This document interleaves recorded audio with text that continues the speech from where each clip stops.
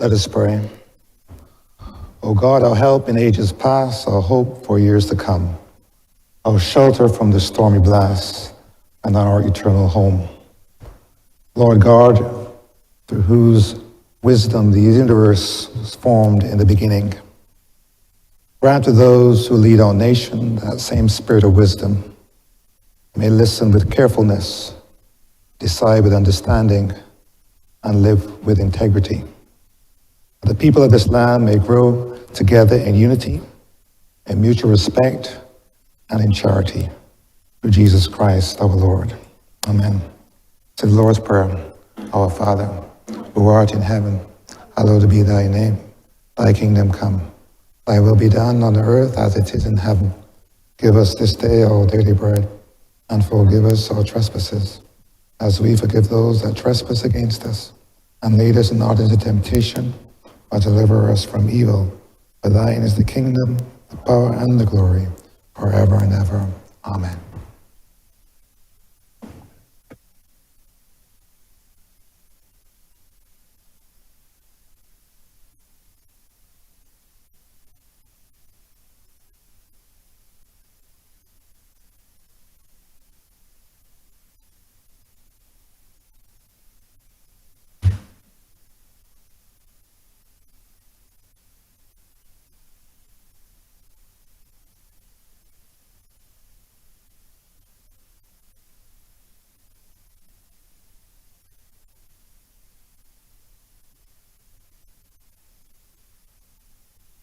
This House is in session.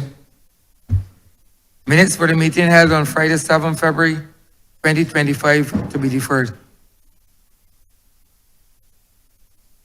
Acting Leader of Government Business.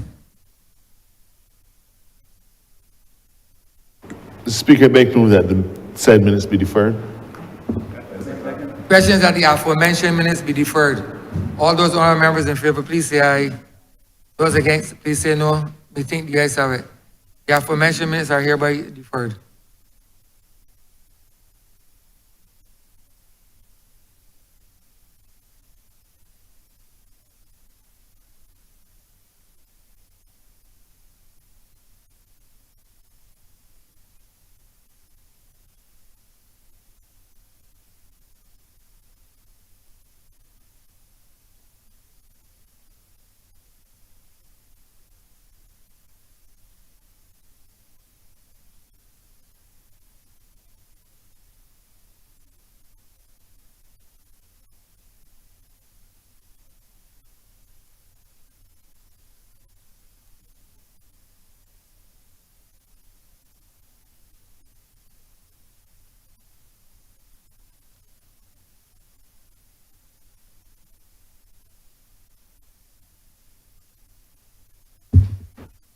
Mr. Speaker, I beg to move the suspension of Standing Orders 6, 16, 18, 20, 25, 43, and 44 for the remainder of the day's sitting.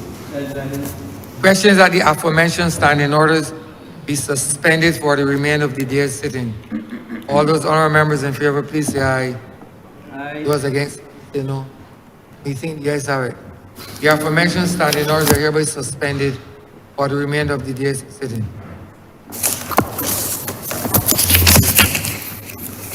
Government business? Government business is the order of the day. Order number 7, sir. Order number 7, in the name of the Honourable Senior Minister,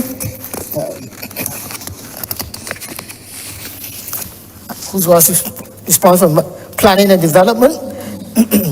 He's going to move the second reading of the Rural and Urban Development Commission Bill 2015. 2025, sir. Honourable Acting Prime Minister. Mr. Speaker, thank you very much for recognizing me to lead off and pilot through what will come to be seen as an extremely historic debate in this honourable chamber. This debate, Mr. Speaker, and I'm going to draw from how the Leader of Opposition tends to give his presentations. And he starts with the short title and the long title, Objects and Reasons. This bill, Mr. Speaker, will make provision for the establishment of the Rural and Urban Development Commission, transfer of the assets and liabilities of the Rural Development Commission and the Urban Development Commission to the Rural and Urban Development Commission. It will also repeal the Rural Development Commission Act 238 and the Urban Development Commission Act Cap 241 and all matters related to paragraphs A and B. So essentially, Mr. Speaker, today we come to do something that is not often done in this honorable chamber. That is to join two state-owned enterprises to make one state-owned enterprise. And let me be perfectly clear about it. The Rural and Urban Development Commissions both have served the government of Barbados and, more importantly, the people of Barbados very, very well. The Rural Development Commission was first started in May of 1996, whereas the Urban Development Commission in August of 1997. And what we intend to do today, Mr. Speaker, is to take the best of both of them, both of these legislations, and put them together to make a better, robust, and more fit-for-purpose Rural and Urban Development Commission. It has been long in coming. You would recall the throne speech of right after the last election, where the president spoke about the joining together and making fit for purpose these two commissions. And we could not have gotten this far to be able to now get to legislation without tremendous work being done by many, many people throughout the service of this country. And before I go a step further, I want to salute and thank the people who got us here to be able to put all of this work together and put this bill now before this honorable chamber.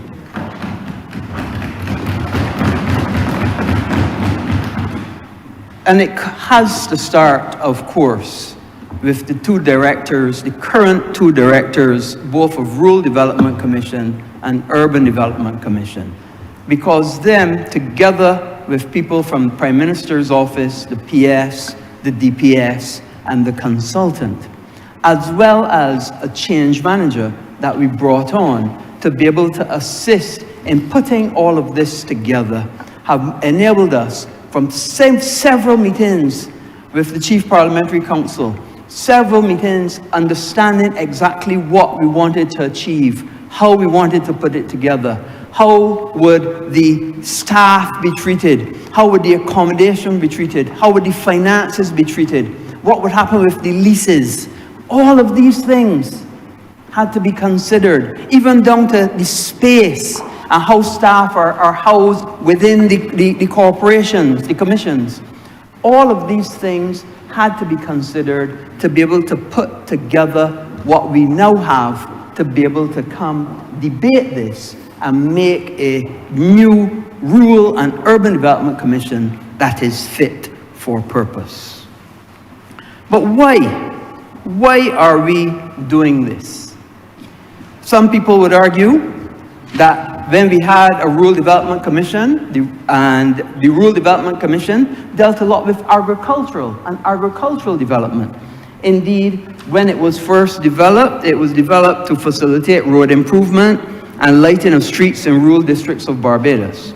It was also developed to provide housing and ancillary services, including the installation of sanitary facilities in rural areas. But it also had provisions for assistance to small farmers, agricultural training and investment, purchasing of equipment and machinery, production and marketing of agricultural produce, development of cottage industries in rural districts, and of course, allocation of government lands for farming.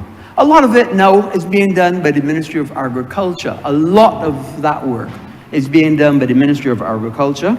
And in addition, it was to allocate land under the control of government to persons desirous of farming. That was what the Rural Development Commission did.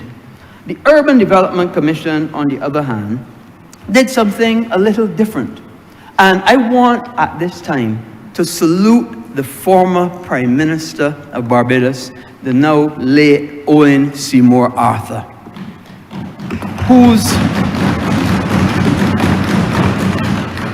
whose tremendous vision, and I want to say it again, whose tremendous vision was able to conceptualize the Rural Development Commission first, and then followed it by the Urban Development Commission to be able to transform, empower, and uplift the people of Barbados.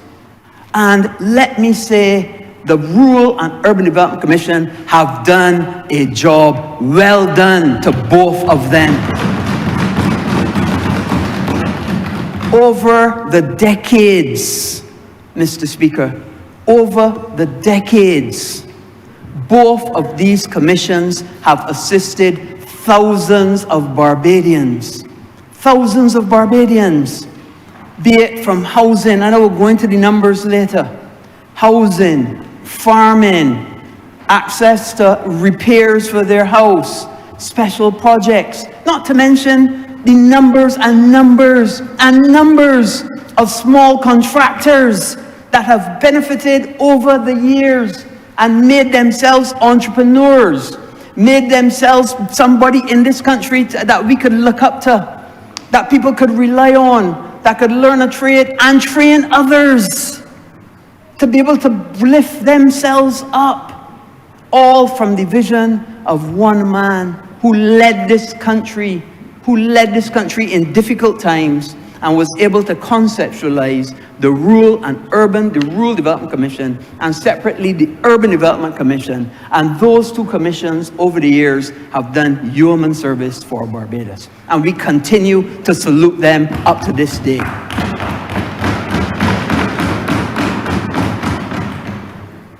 I remember, Mr. Speaker, and if you forgive me a little story, in 2002, the Rural Development Commission and Urban Development Commission was going for quite some time. But I'm going to relate a little story about the Urban Development Commission. And I'm sure that you wouldn't be angry if I call his name. The then director was a Mr. O'Brien Trotman. And in fact, I can see in the gallery, you may not be able to see, but I can see a lady who is the current director, who at that time, she was a young lady, 20-something years ago. And I was deeply and strongly embroiled in a very contentious nomination. Those of you who remember history about politics in Barbados would remember that well. It was 2002. And a little birdie whispered in my ear that the then Prime Minister, Owen Seymour Arthur, was going to visit Christchurch West, the constituency that I was interested in being the candidate for. And that little birdie, who now actually has passed away, who was very, very close to me,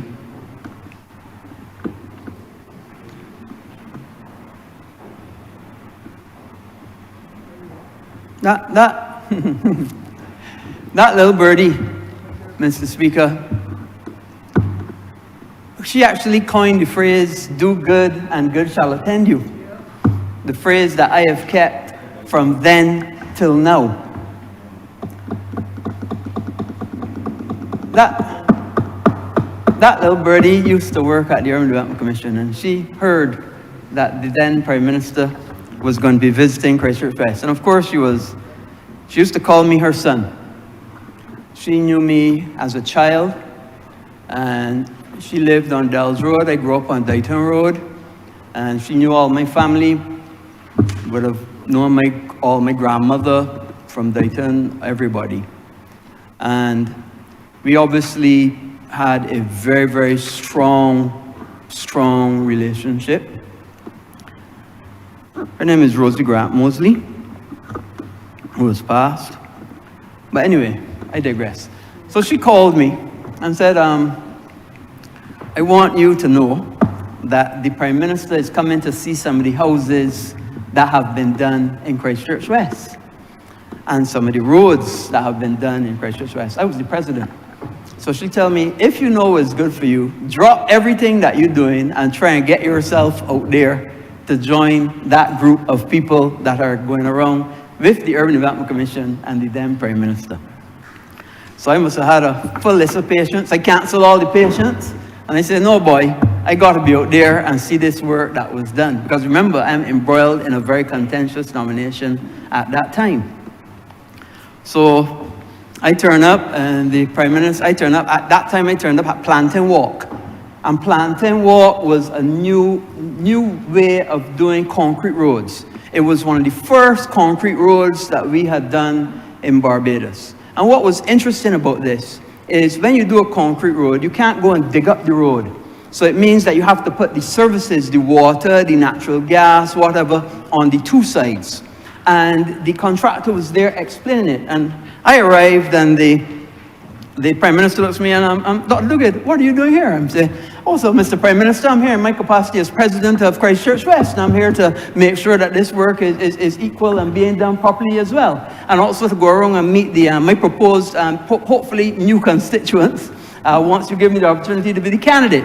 He said, very good, and so on. Okay, you can join the party and come along. So we went, we looked at the road, we walked the road.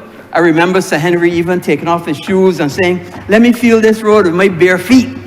And he was doing that and so on. And I joined, and then we went to one house, and then we went to another house. And then we came to this other house. This other house was also a house done by the Urban Development Commission. But little did I know that a little birdie had gone in and plastered my calendar all over the Urban Development Commission house. As soon as the then Prime Minister walks in, and he sees my calendar in every room, about 10, 15 calendars, all over this Urban Development Commission house. He says, what is this? What is this? But he doesn't see the owner. He doesn't see the owner at all. He just sees the calendars all over. And obviously, he's getting this thing now that, obviously the people of Christchurch West want this gentleman called Dr. Duguid, I assume. And I go in and I see it, the whole entourage seeing it, and want to know what is going on. But he sees this little old lady under a tree on the outside. She's also passed. A lady who was a staunch member of the Christchurch West branch for many years. A lady who I got to know because after branch meeting, Sir Henry would look at me and say, William, why don't you give, and I can call her name, Miss Dorothy Small Leslie, a ride home. And I used to do that every branch meeting. I would give Miss Dorothy Small Leslie a ride home. And Miss Dorothy Small Leslie was a normal average Barbadian. She worked as a housekeeper in Blue Waters, in Navy Gardens, and so on. And every evening after branch, I would give her a ride home. And we obviously developed a very strong relationship. Her children, I got to know well. All the people of the area I got to know well, and so on. But anyway, so the then Prime Minister sees this lady who happened to be my friend, Dorothy Small Leslie. And he goes to her and says, this is your house that was done. I hope you like it. Dorothy Leslie looks up with a big hat mark, do good, I'm going to tell you, right on her forehead, and tells the Prime Minister, he says, and she said to him, and I was there standing up, and I think the director was there standing up too. And she says to him, I am just a simple person from Fords Road, and you are the Prime Minister of Barbados. But let me tell you something, and listen good. The only person that we will accept in Christchurch West is Dr. Duguid.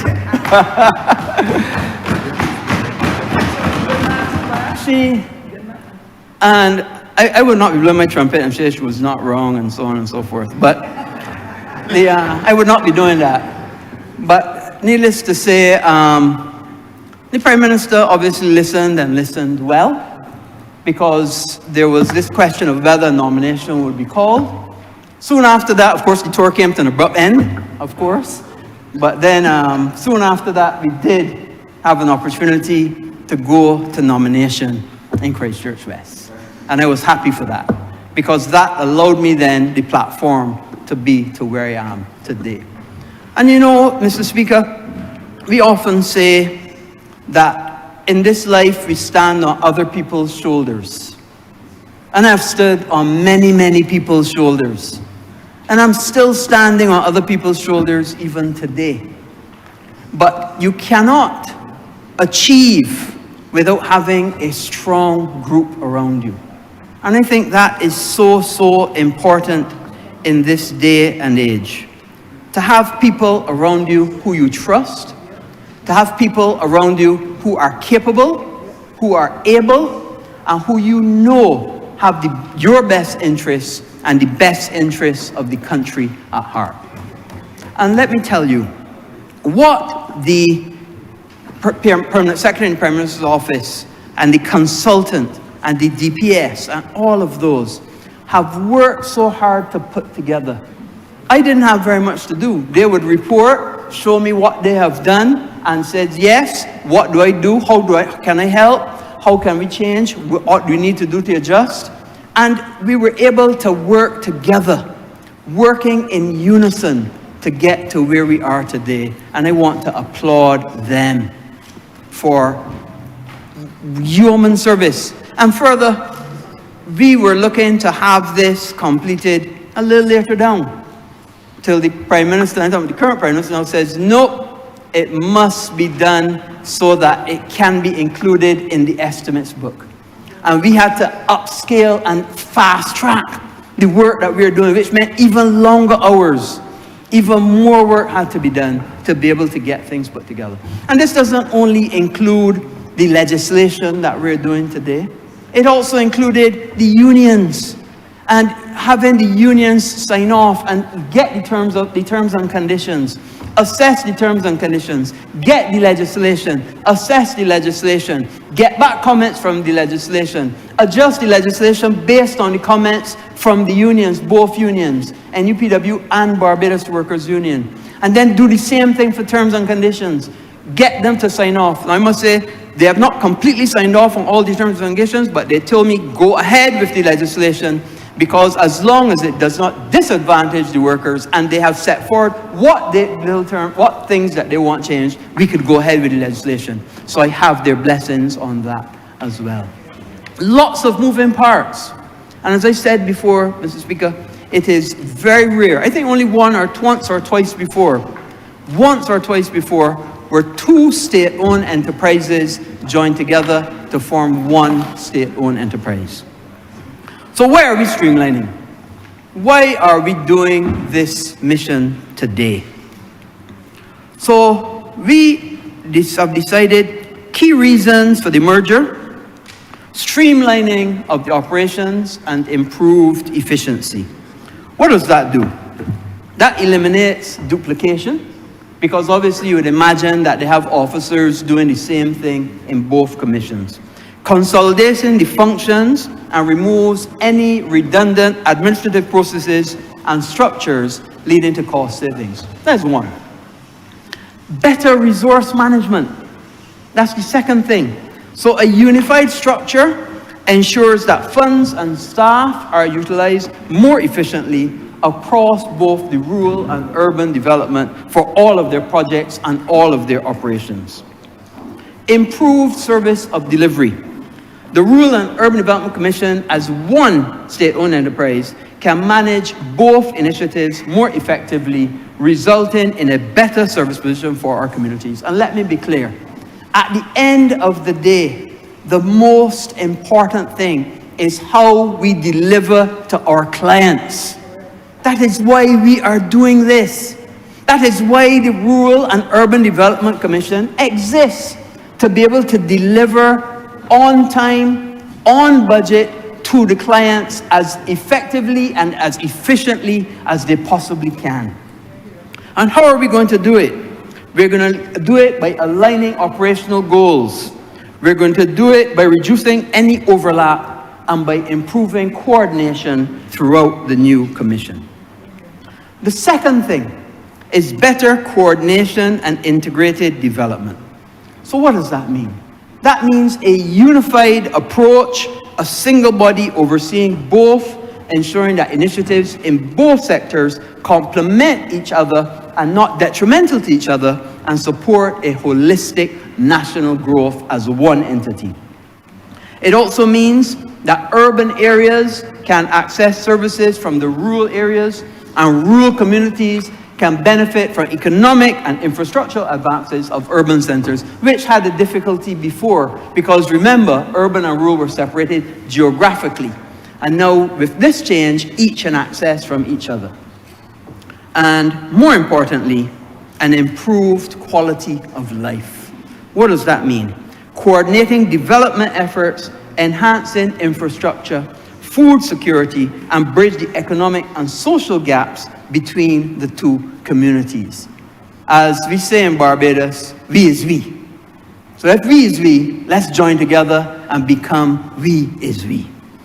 And how do we do it? Fostering cross-sectional collaboration, designing projects together to address both the needs, and joint infrastructure projects with shared economic goals. The third reason that we're doing this is to support for broader economic and structural reforms. You would remember the BERT alignment. And what this merger does is it supports the BERT transformation program by creating a more efficient government infrastructure and improving, as I said, public service delivery. What it will also do, apart from giving government efficiency, is it will give us an opportunity for digital transformation. So I could envisage in the future a stakeholder going online and accessing an application for repairs to their house, seeing the type of repairs, accessing facilities to get their property transfer, seeing the progress at the property transfer program. And I can talk a little more about property transfer program a little later. Now that I remember about it, property transfer program. I didn't want to start in politics, but I remember under the Democratic Labour Party, the property transfer program ground to a screeching halt. Ground to a screeching halt. And let me explain to those who may not know what the property transfer program is, and I can digress a little bit. The property transfer program, and I'm sure you know it, Mr. Speaker, is when people who live in urban tenantries in particular, urban and rural, but tenantries in particular, urban or rural. And the same Prime Minister recognized that the Tenantry Freehold Purchase Act, where tenants on agricultural lots were able to benefit from land at 10 cents a square foot. That was great. But there were still other tenants in tenantries who could not benefit because there were not plantation tenantries.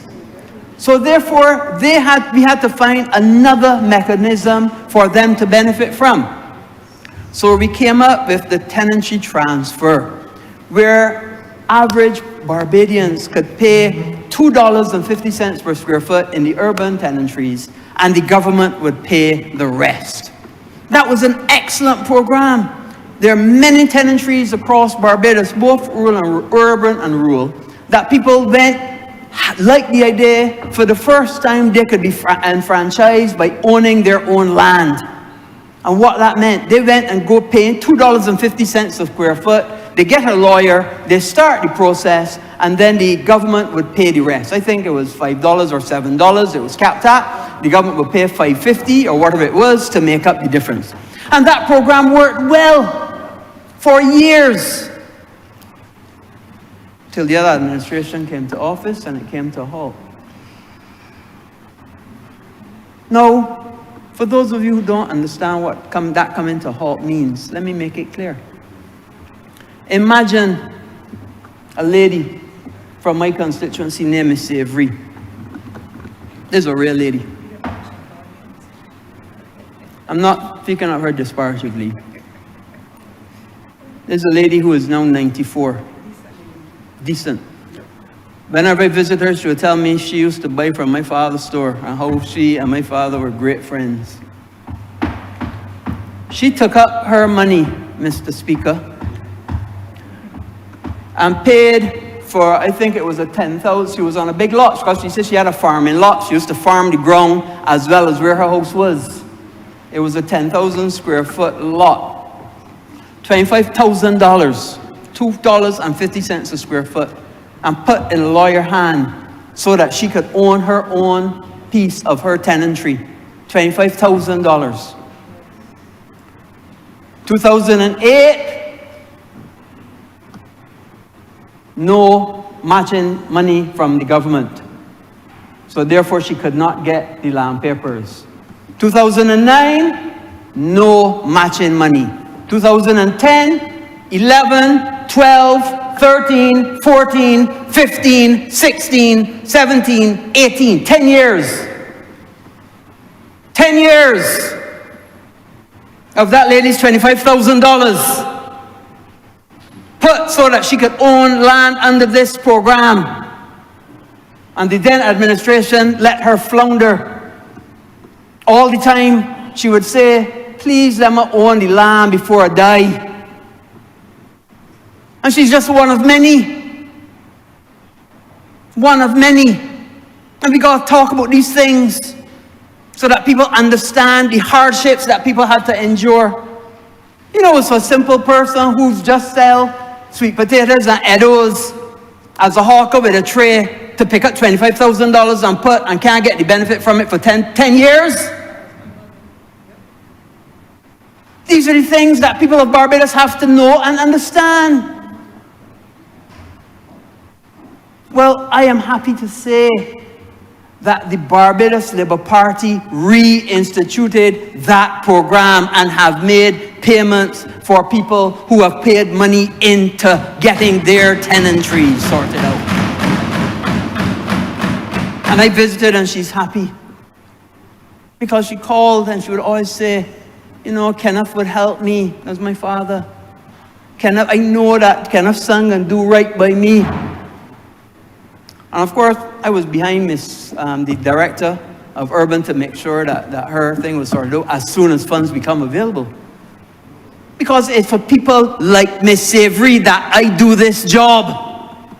And like all of us on this side do this job to help those who cannot help themselves, to be a voice for those people, to represent for those people. That's why I do it.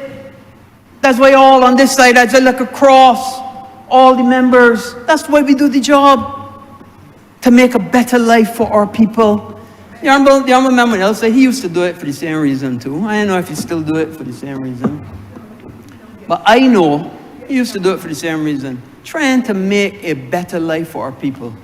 Trying to represent for those who can't represent for themselves. That's why we do it. That's why it's so important when we bring legislation like this to this honourable chamber.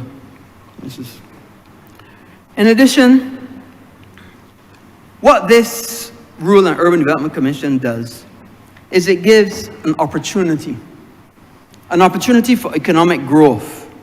Rural areas provide essential resources, agricultural labor for urban industries, while urban areas offer markets, innovation, and technology to support rural enterprise. It offers an opportunity for social inclusion, bridging the gap between urban and rural living standards, promoting social equity and reducing regional inequalities, ensuring more inclusive development across the island. It also brings sustainability, Mr. Speaker.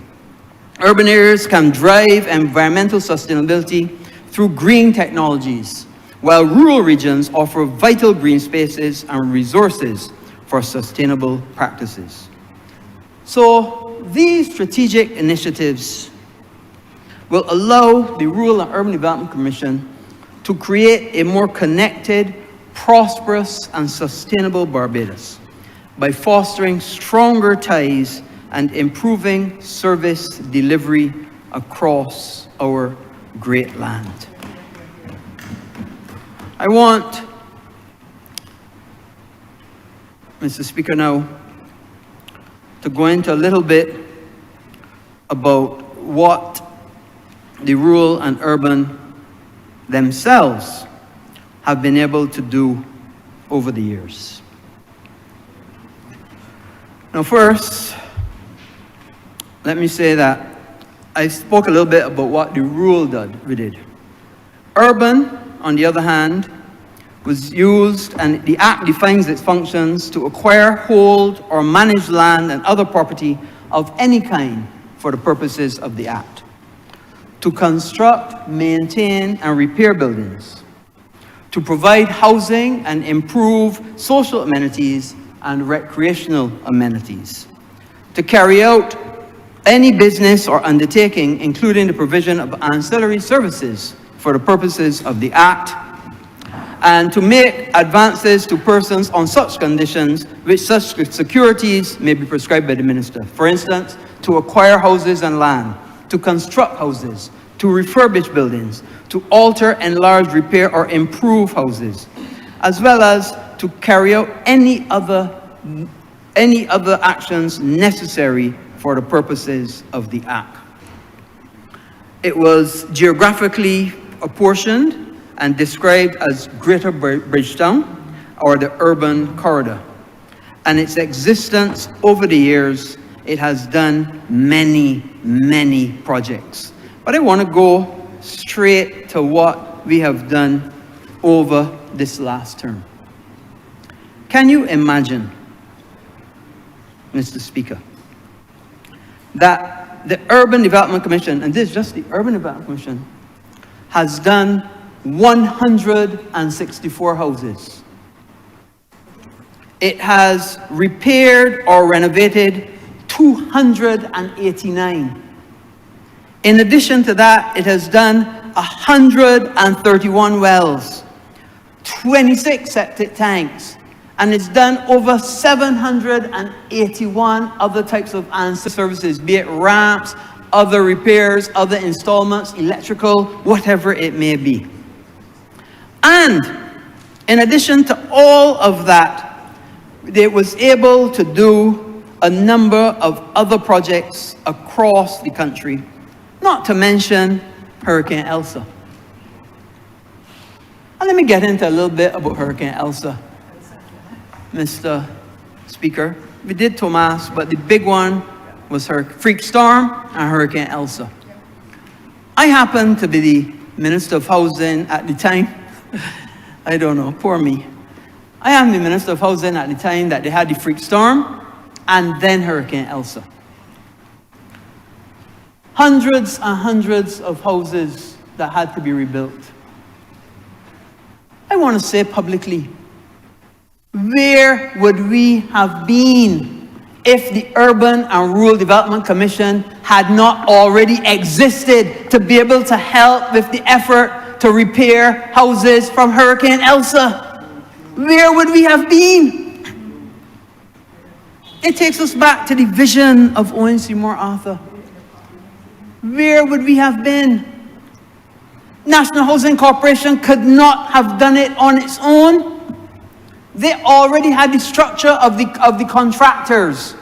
They already had the structure of getting the materials to them, paying people, LPOs for materials for those who wanted materials, getting the contracts ready because contracts already existed for when we did the repairs or total rebuilds, having the legal services in place to deal with people with conveyances. All of this structure was existing when Hurricane Elsa struck. Where would we have been if that was not already in place? We would still be struggling today. And I want to say that vast majority, if not all, 90-something%, I believe 100% in rural and 96% in urban, all of the people who had damage from Hurricane Elsa have been resolved.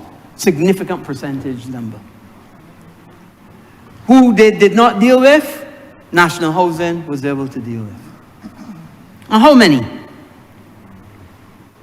New houses, and this is just UDC, 90 houses. Complete new builds. 93 house repairs. And let me be clear, $10 million one way and $3.6 million the next. That's from urban point of view. Rural's point of view, on the other hand, let me get to it. Rural's point of view for the Hurricane Elsa. Where is it? Capital Works, special programs, pit eradication. Elsa. House repairs, 80. New houses, 133. $14 million in new houses, $4 million in house repairs under Hurricane Elsa, not to mention electrical, house completions, painting, pest control, ramps, utilities, all sorts of things. Freak storm, another 26 houses and 9 house repairs. And then multiple people as well who just asked for materials and they helped themselves. Hundreds of people.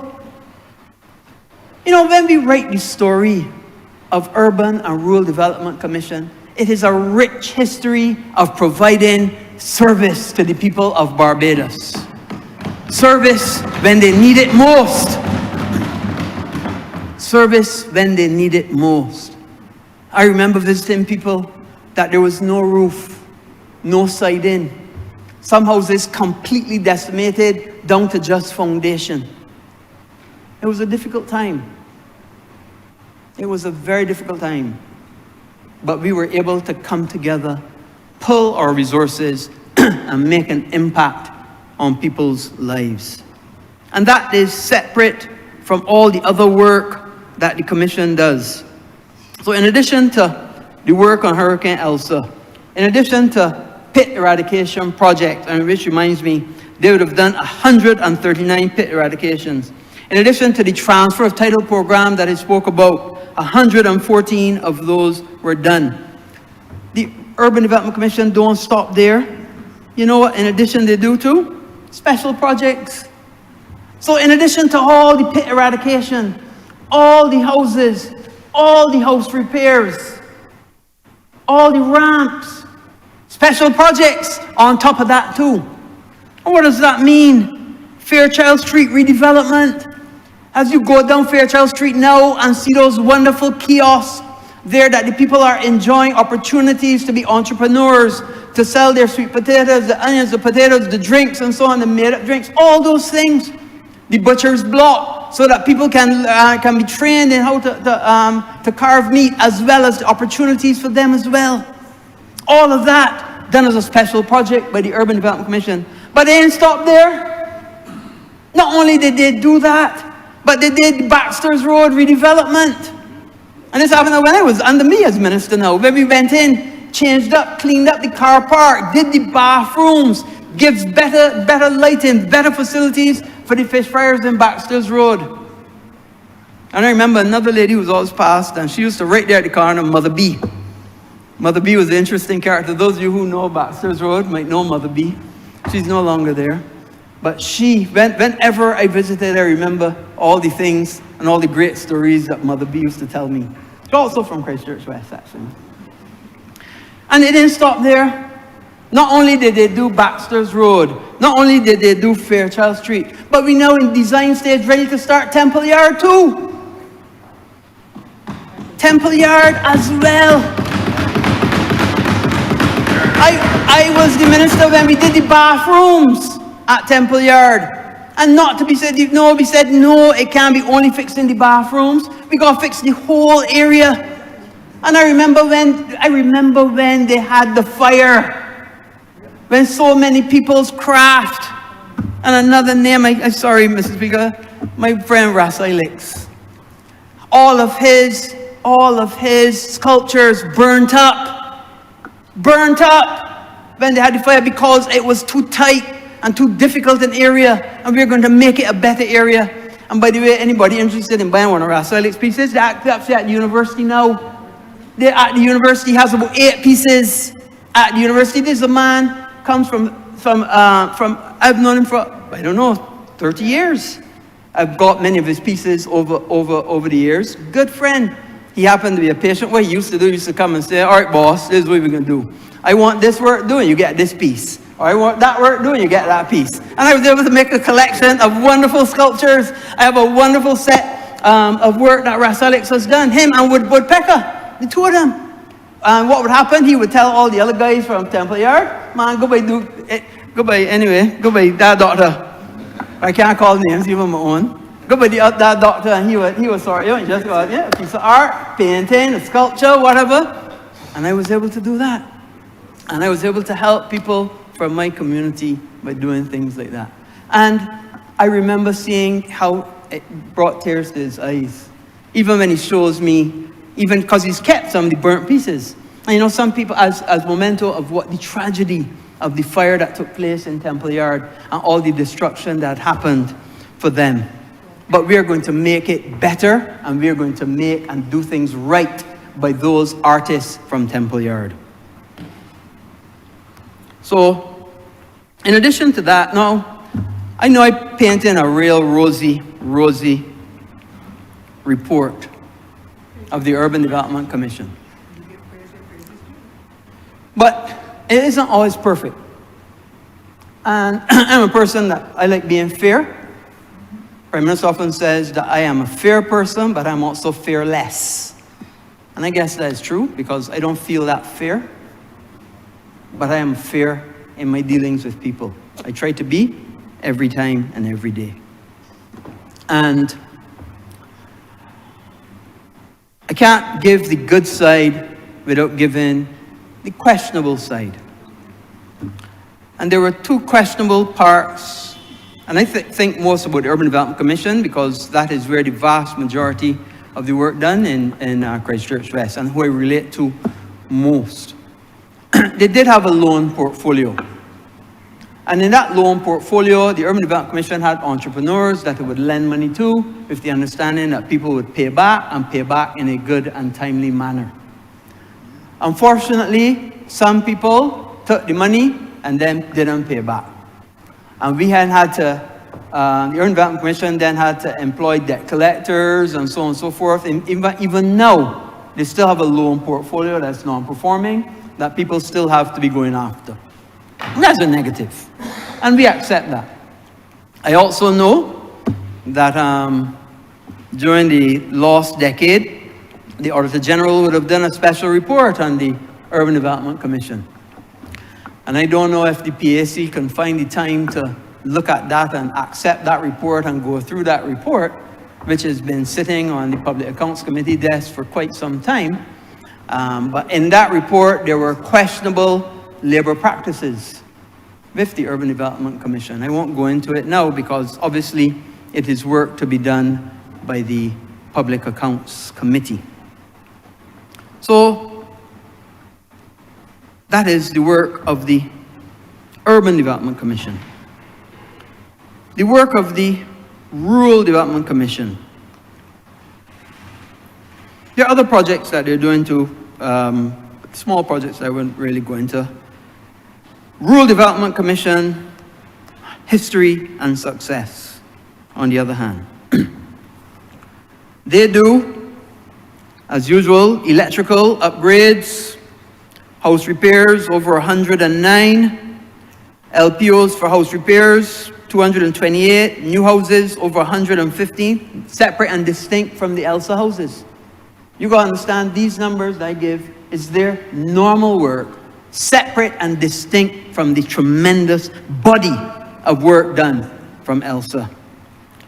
Overall, total 1,013 projects at a cost of $22 million. And I want to go back to something, now that I talk about the money, Mr. Speaker.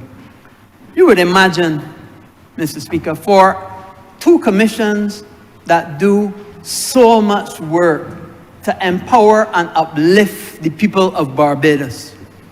You would imagine that a caring administration would continue to support that kind of entity.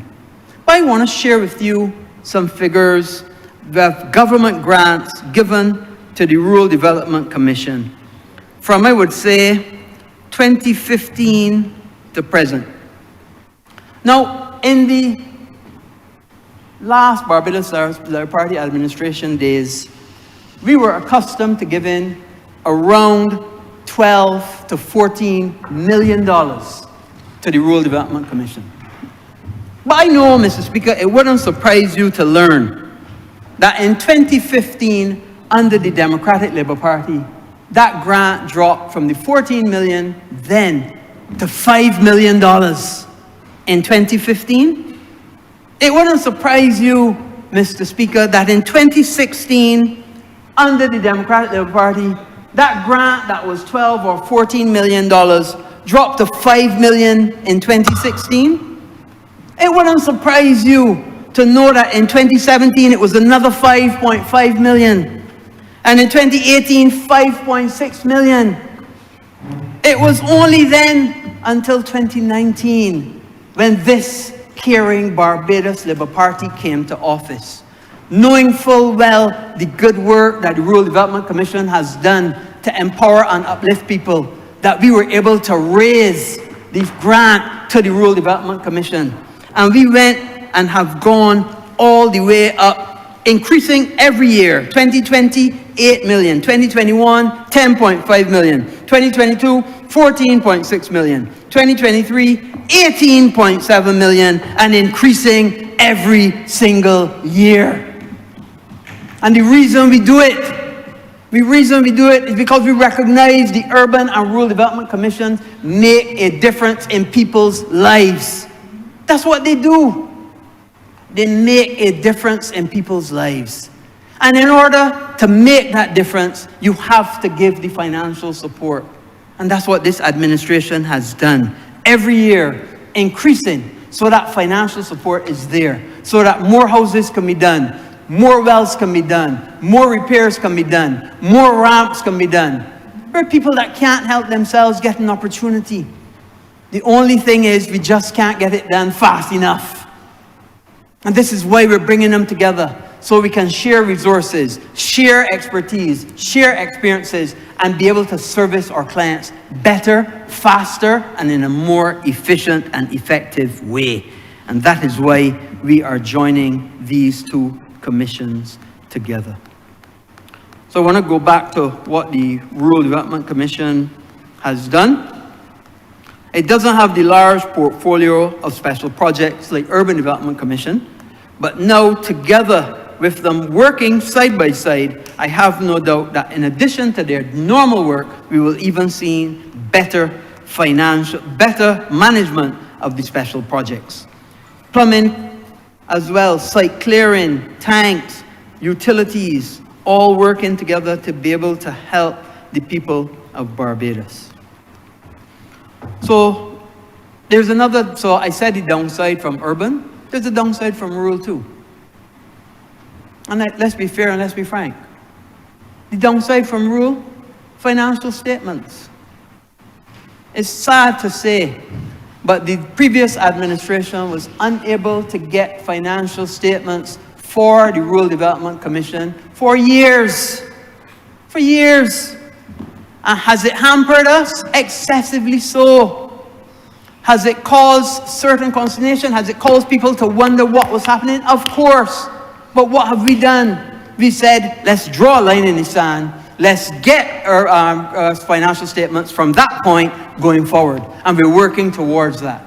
Because at the end of the day, when we join these two commissions together, they don't only have to come together in terms of employees. They don't only have to come together in terms of legislation. They don't only have to come together in terms of all the leases and all the ownership of all the various materials and all the various resources that they have, but have to come together financially too. And the only way they could come together financially in terms of your assets and liabilities is having appropriate and adequate financial statements. And that's what we have to work on in addition to all the other work to get us to where we are today. So these two commissions going forward, working as one. We'll be a strong, dedicated, fit-for-purpose entity, ready to be able to take on a modern Barbados, ready to be able to take on a Barbados that we are seeing emerging, a Barbados with entrepreneurs, a Barbados with multiple contractors, a Barbados where we can see people empowered by owning their own piece of the rock, a Barbados that we all can be proud of. And this is a vehicle on which we're able to achieve that. Now, Mr. Speaker, I have watched carefully and saw, and I'm going to save the Leader of Opposition some work. And how I can do that? I recognize that his method of speaking is he goes to the bill and goes clause by clause by clause by clause. So I can do that for him today. So he's going to say, you know, my job's already well done. He will just take his seat and we will go on our way and do the work of the people. Clause by clause by clause. Clause by clause by clause. Part 1, Clause 1. Part 1, Clause 1, Mr. Speaker, that is simple. It cites the short title of the bill. Straightforward. Clause 2 makes provision for the definitions that are used throughout the bill. Straightforward. Clause 3 empowers the minister to make an order to designate an area for development. Now that's an interesting thing. That comes as what was essentially in the Urban Development Commission. And what that is essentially an opportunity to do clearing. For instance, going to an area like Greenfield, what we were trying to do under the IDC loan, going to an area like Greenfield, designate it as a redevelopment area, said, okay, this area is a redevelopment area, we can relocate people temporarily, fix your house, and then bring you back to the area, so that we can redevelop a whole area. Clause 4, Part 2, Administration. Clause 4 makes provision for the establishment of the Rural and Urban Development Commission. The constitution of the commission, of course, is set out in the first schedule. Clause 5, functions of the commission. Clause 6, of course, gives what the commission is empowered to do and empowers the commission to appoint the various committees. Clause 7 makes provision for the appointment of a chief executive officer who will be responsible for the execution of the policy of the commission and the management of the commission's affairs. Clause 8, Mr. Speaker, makes provision for remuneration. Of course, you wouldn't expect somebody to work for free. You'll have to pay them. Clause 9 makes provision for the appointment of the staff of the commission. And I want to pause here and make it clear that everybody, all the members of the staff are being encouraged to sign on, and they will get a packet, a letter, giving them an opportunity to sign on to the new commission. We are now working out the terms and conditions. For those who don't want to sign on, will be given a voluntary separation package. Similar to what I did when I was Minister of Transport. And I can digress a little bit here, but I remember when we had the drivers at the Transport Board who took a voluntary separation package and were able to get a gratuity with that voluntary separation package. And you know what they did? They went and bought buses and then went into the transport augmentation program. Many of them in that today, empowering people, and that is what this administration is about. And I would imagine that people who may take voluntary separation packages from the Urban and Rural Development Commission, they themselves could be entrepreneurs, be it go then to become small contractors themselves, to be able to provide services back to the same Rural and Urban Development Commission and empower them and lift those people up as well as their families. And I would imagine that is the kind of thrust that we would see of people who take voluntary separation packages from the Urban and Rural Development Commission. Empowering people. Empowering people. Empowering people. Empowering people. That is what this is about. Clause 11 makes provision for immunity from suit of the Commission or members thereof in a bona fide execution or intended execution of any acts pursuant to the Act. Clause 12 imposes an obligation on the Commission, officers or employees of the Commission, or experts retained by the Commission to keep all information coming into their knowledge by virtue of his functions confidential. Oh boy. I often hear there's no such thing as a secret in Barbados. So I don't know how much is confidential. Clause 13 makes provision for certain powers of the Commission to be limited by requiring the Commission to seek the approval of the Minister. That comes over from the previous Act. Clause 14 empowers the Minister to give directions to the Commission, as done in all other boards and commissions. Clause 15 imposes an obligation on members of the Commission to disclose any conflict of interest and the procedure applicable to those circumstances. 16 makes provision for the establishment of the Rural and Urban Development Commission Fund. This is the fund that is important that the financials be up to date and accurate for both. Because if you can't go into a new entity with two accounts. You have to have all the assets, all the liabilities, all the leases, all of the equity in one account. And that is what this establishment of this fund will enable that to do under the new commission. Clause 17 makes provision for the application of the resources of the Rural and Urban Development Commission. 18 empowers the Commission to borrow the money required to carry its obligations or perform its functions. That comes from the previous Act as well. 19 makes provision for procedure applicable for the disposal of the Commission's capital assets. And 20 states the Commission will be bound by Part 9 of the Public Finance Management Act 2019 in relation to its accounts, auditing, and reporting requirements. And I hope now with this new Commission that we don't have this problem ever again of year after year, no financial statements. No financial statements as happened under the last administration. We can't go back to those dark days. Part 3, under redevelopment. Clause 21 obligates the Commission to prepare a renewal plan to the Minister in relation to any proposed redevelopment for the purposes of the Act. As I said, clearing areas that need redevelopment. Clause 22 sets out the procedure for the Commission to make interventions to address buildings that are derelict, unfit for human habitation, creating a nuisance or injurious or likely to be injurious to health while those are in a redevelopment area. Clause 23 sets out the procedure for appeals from the notice. 24 empowers the Commission to make the redevelopment plans where housing conditions are likely to be dangerous, injurious, or likely to be injurious to health or welfare of inhabitants. 25 makes provision for the procedure applicable to the preparation of a redevelopment scheme. 26 makes procedure applicable to the notification of approval of a redevelopment area. 27 makes provision for the procedure applicable to serving of a demolition order made pursuant to a redevelopment scheme. 28 restricts the use of the land, the buildings on which are subject to the demolition order, and also makes provision for appeals to the restriction on the use of land, the buildings which are subject to a demolition order.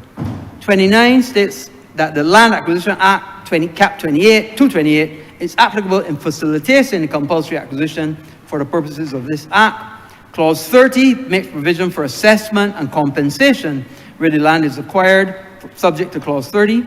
31, provision for the assessment and compensation where property is acquired where the houses are well maintained. 32, and this is interesting, empowers the Commission to pay a reasonable allowance to personas displaced due to areas being designated as redevelopment areas for the purposes of this Act. So nobody will be disadvantaged. And that's what we're doing. We can't be empowering on one side and disadvantaging on the other. So it has to be a balance. So therefore then we make sure that people will get an opportunity so they be disadvantaged by getting an allowance. 33 empowers the Minister, makes provision for the reasonable allowances for reasonable expenses incurred by an owner who opposes redevelopment.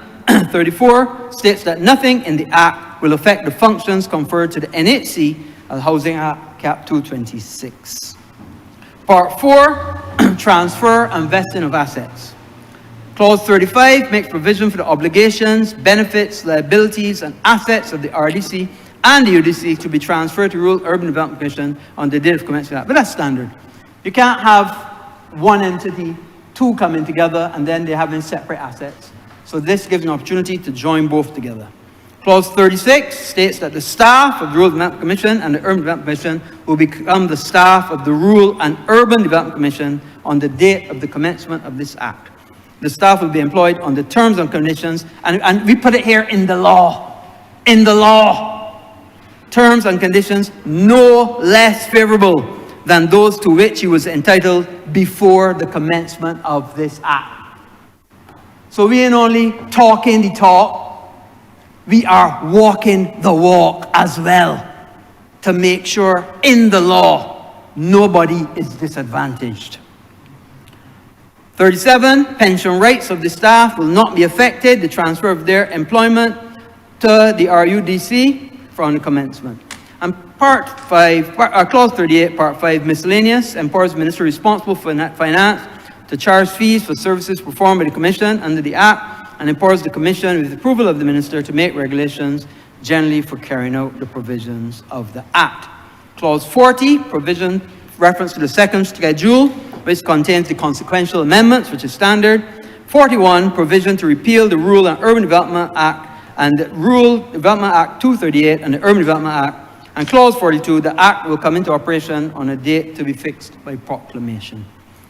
Mr. Speaker, this work that has been done by the Urban and Rural Development Commission, not only putting this together, but over the years, all of the tremendous work done by both commissions and all of its employees over the years, all of its employees, from all the directors, from all the deputy directors, from all the financial controllers, from all the officers, all the technical people going out, everybody working together to make a strong commission and by extension empower Barbadians and make a better Barbados.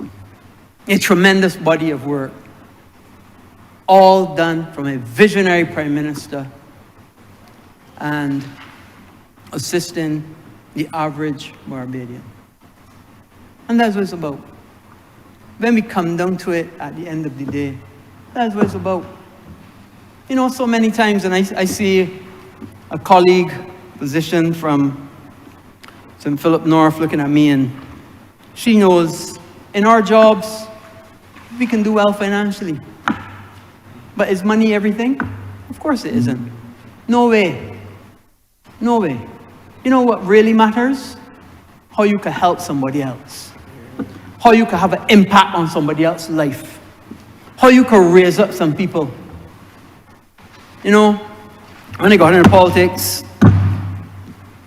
I got into raise up the people I grew up with. The people in Dighton Road and Braffett's Gap and Dells Road and Paddock Road and Gooding Road and Tate Road and Rollins Road. Not to know that just before the election, them areas got cut off from me and put in St. Michael South. But you know what happened? I was able to benefit from Sergeant's Village. So I went in and I got to know the people, and the people got to know me. And the people molded me into be the representative that they wanted me to be. I never disrespected them, and they never disrespected me. And anytime I called on them, they came forward and says, yes, you with us and we with you. Mr. Speaker, that is what this is about.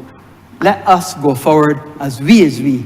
Let us make the Rural and Urban Development Commission to benefit this fair land that we love, the people of Barbados and Barbados. I'm obliged to you.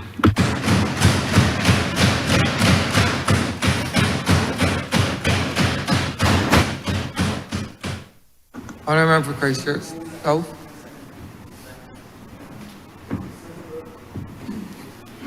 I'm obliged to you, Mr. Speaker. I came to this place this morning just as the Lord's Prayer was being said. And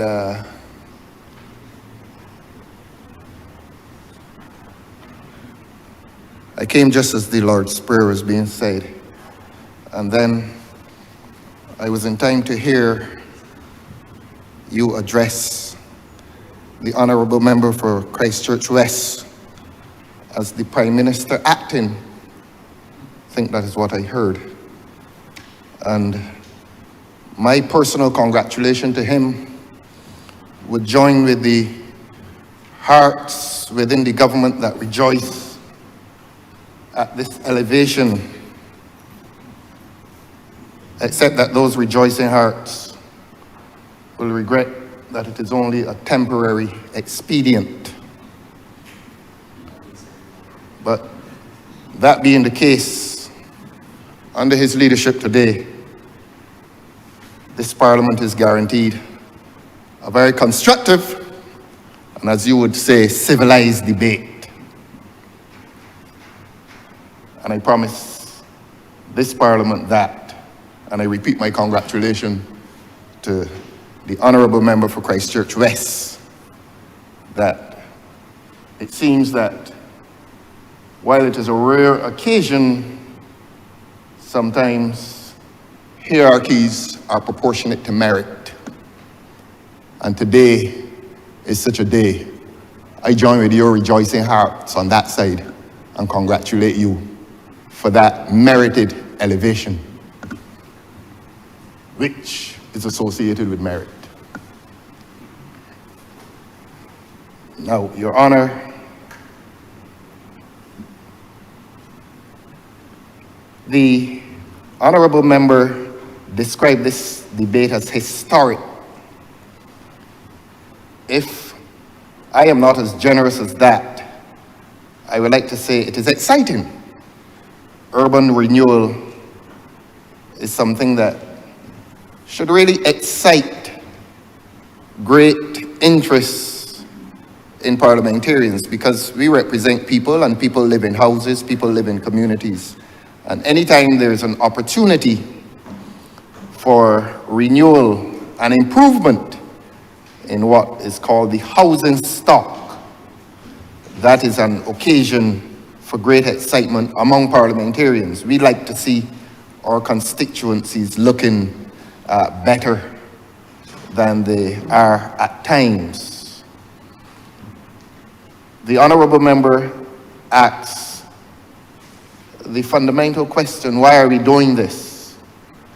And I remain grateful for the Honourable Member's answer to that question, why is the government doing this? And I record that the Honourable Member said that they're streamlining and improving efficiency.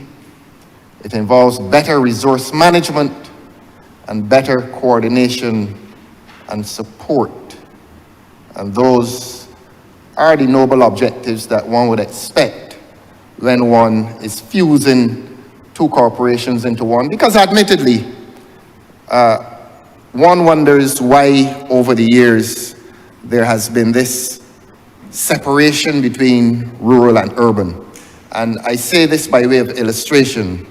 My constituency, Christchurch South, a part of that, I discovered that a part of that constituency is assigned to rural, and the western portion of the constituency, which is contiguous to that of the Honourable Member for Christchurch West, is assigned to urban. And here it is, you had one constituency which is entirely an urban constituency, finding assignment to these two separate bodies, one rural development and one urban development, so that there is some good sense in fusing the two. And as Barbados has developed this 166 square miles, I myself don't think that there is a need for two separate corporations. There's a sense in which rural Barbados has become urbanized. A part of that is a matter of some regret, because I still think that the country should retain the character of country, and town should retain the character of town. But we are so small that I believe that, to use the words of the Honourable Member for Christchurch West, you can streamline it into one corporation and have the different personnel in there assigned to the various parishes. Now, obviously a casualty of that would be the question of redundancies. And I smiled when the honourable member spoke of voluntary separation packages. And I was smiling because I was picturing a scene in which someone calls an employee and says, well, I want you to voluntarily separate, which is a contradiction, really. But there are persons who will, in this arrangement, and I hope it was not inspired by the IMF program. I really hope it was not, because I'm not going to digress, but future governments will need to bargain harder in these arrangements with the International Monetary Fund and to try to preserve employment for people who have done well in these corporations. And listening to the Honourable Prime Minister acting, it appears as if the corporations have been well served by those employees. Now, in the event that some of them will leave, and they will have to leave, unfortunately, the Severance Payments Act will provide for them, and it is reassuring to hear the Honourable Prime Minister acting, what a pity, say that they will have the first option in terms of contracts awarded to redundant former employees. That is reassuring. And it is all the more reassuring when one remembers that the government has been very generous in terms of these contracts for services. And that is the legal term, but the public knows these contracts for services as consultants. And one would therefore commiserate with the former employees. When the time comes, there will be former employees of the Rural and/or Urban Development Commission when they have to separate, knowing that there is a large population of other persons in this society who are the beneficiaries of generous contracts for services. In other words, who have become consultants in spite of an IMF program. So I do commiserate with the employees who will have to depart, but I am assured, we are assured by the Prime Minister acting, that they will have first option to receive contracts for services. And we will urge, if not force, the government by way of constant reminder to give these severed persons, these terminated persons, first option. Mr. Speaker, on a point of elucidation, Yes. clearly the honourable member is trying to add and embellish to my speech, which I think words I did not say. I said nothing about first option. I said I would imagine, and I just want to elucidate and be clear. I would imagine that those who have opted to take a voluntary separation package would go into things like offering construction services for the commissions, not that they were given first option. But I understand the politics of it, and I appreciate that the honourable member would want to make a mark and then want to hold us to it, but those are not my words. Yes, yes. I accept Point noted, Honourable. I accept the point of elucidation.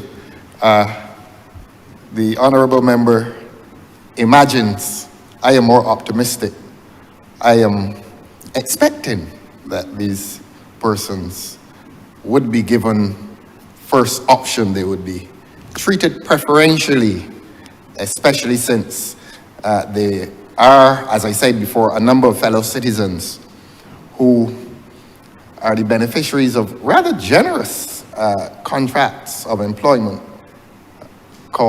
they're called consultants. Some of them, it is difficult to determine or to define what they do from day to day.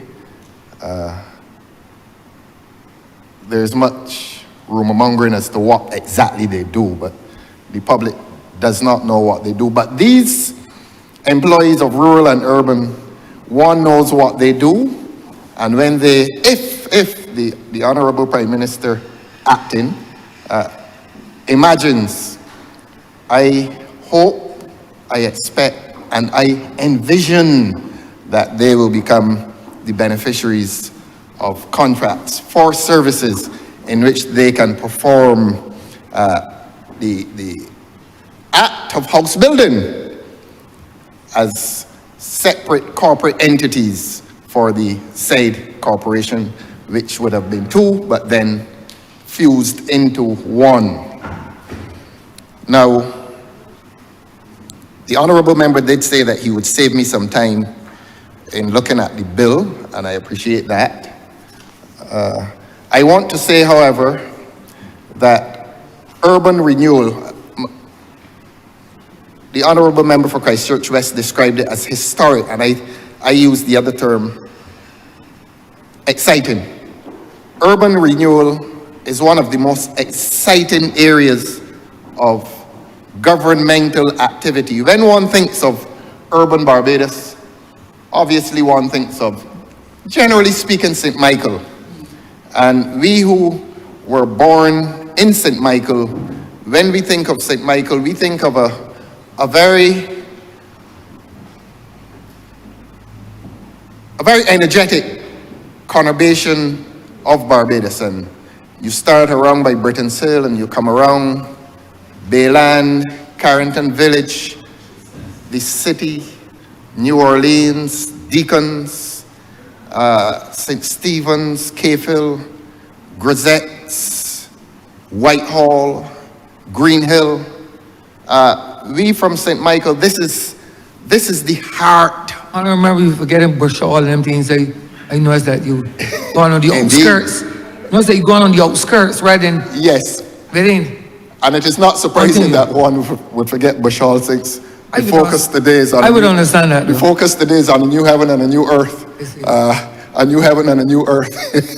Outside of Bushall, outside of Station Hill, outside of Bank Hall, outside of Hinesbury Road, outside of Dean's Village. Yes, I accept the guidance of the chair. I accept the guidance of the chair, but admittedly, you were talking about enveloping everything. yes, But you yes. excluded. We're going around and coming around. Yes. We're going around and Thanks for coming coming around. around. And indeed, you are correct. Bushall and St. Michael Central, which you would not want to forget, Bank Hall.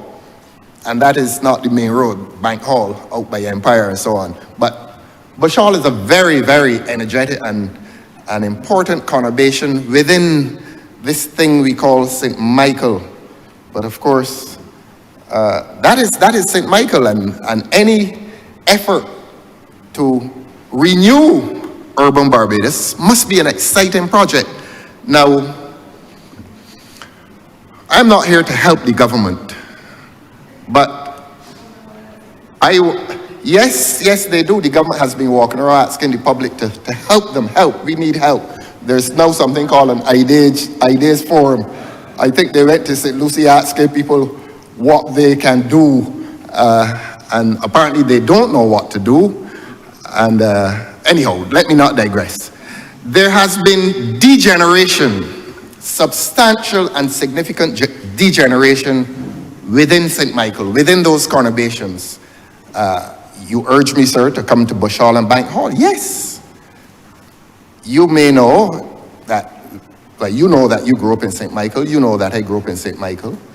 And there is major degeneration of the housing stock within these neighborhoods. And I want to say to the government, and I want to say to the people of Barbados, that this so-called new housing trust is misconceived for two reasons.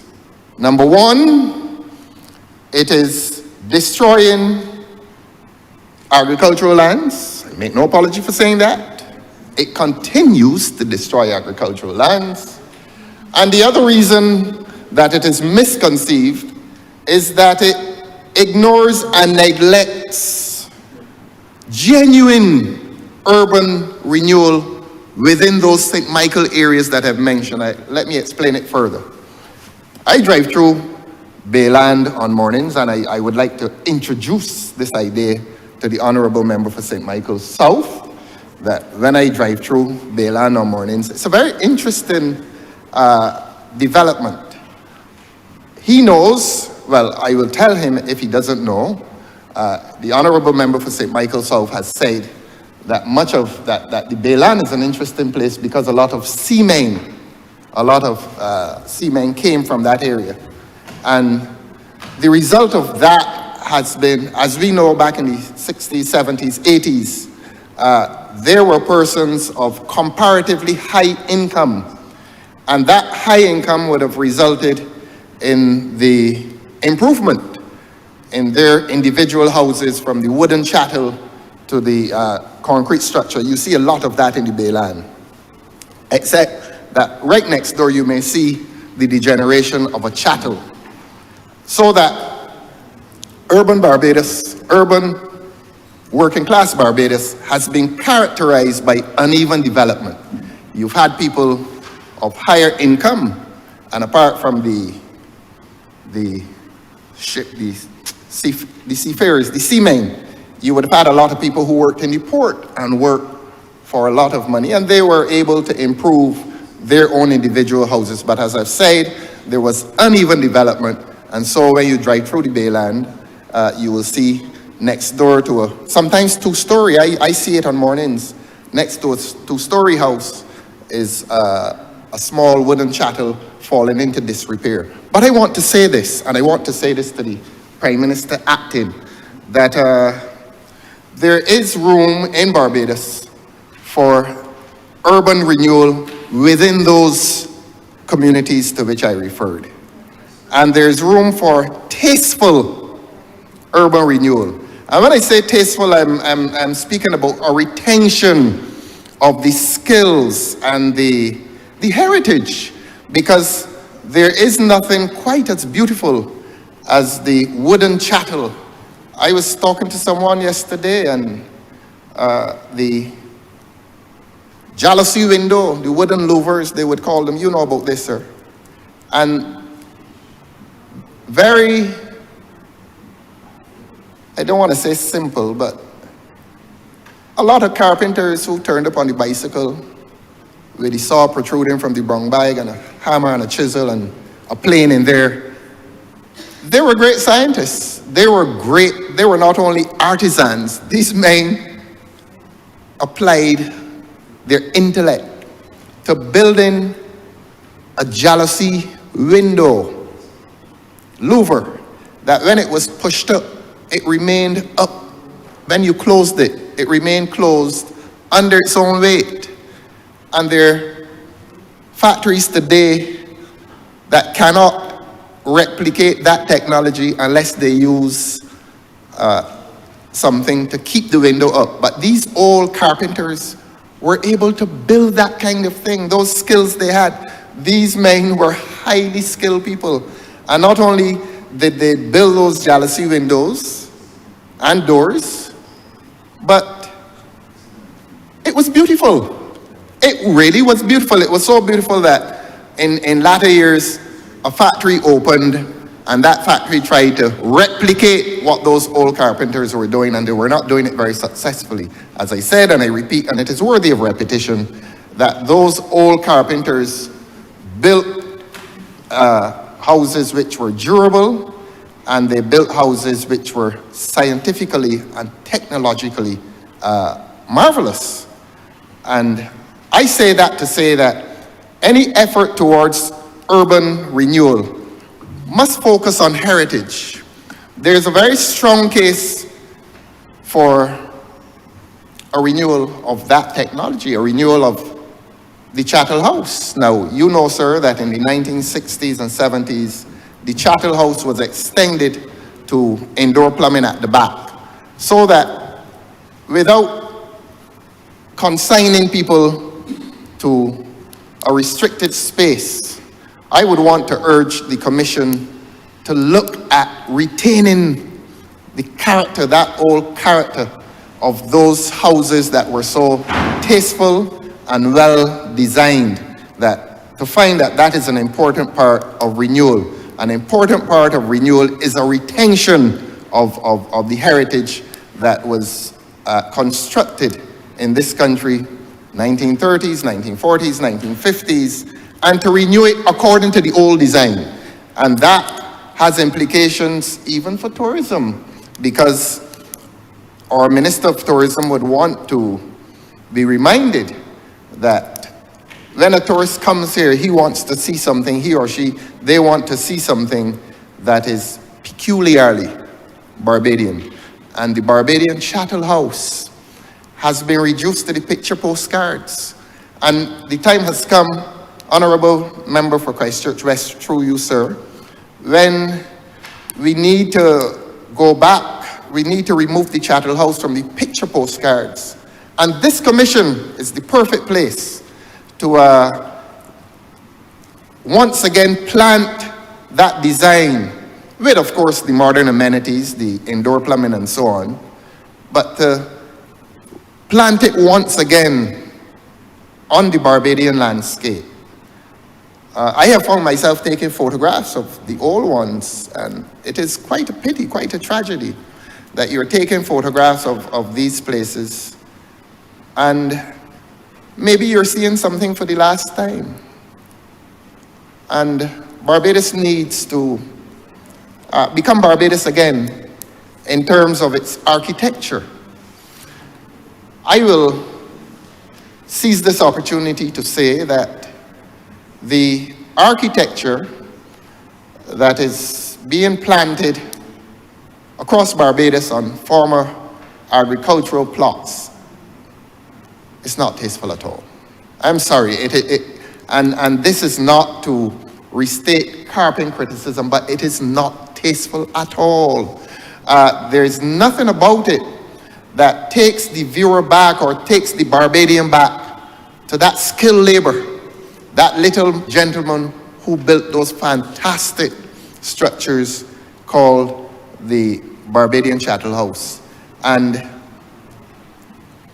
I mean, we've been observing recent developments, and I think the government needs to invest and to reinvest in local skills and local expertise. Maybe the problem is that the skills of these old carpenters may not now be existent among many of our young people, so that there needs to be a lot of training of young people so that Barbados can look and feel like Barbados that used to be the peaceful place. The villages used to be peaceful places, but there's a certain hostile, I call it hostile architecture, that we are planting now on spots arbitrarily across, well, I don't think it is arbitrary, but across Barbados.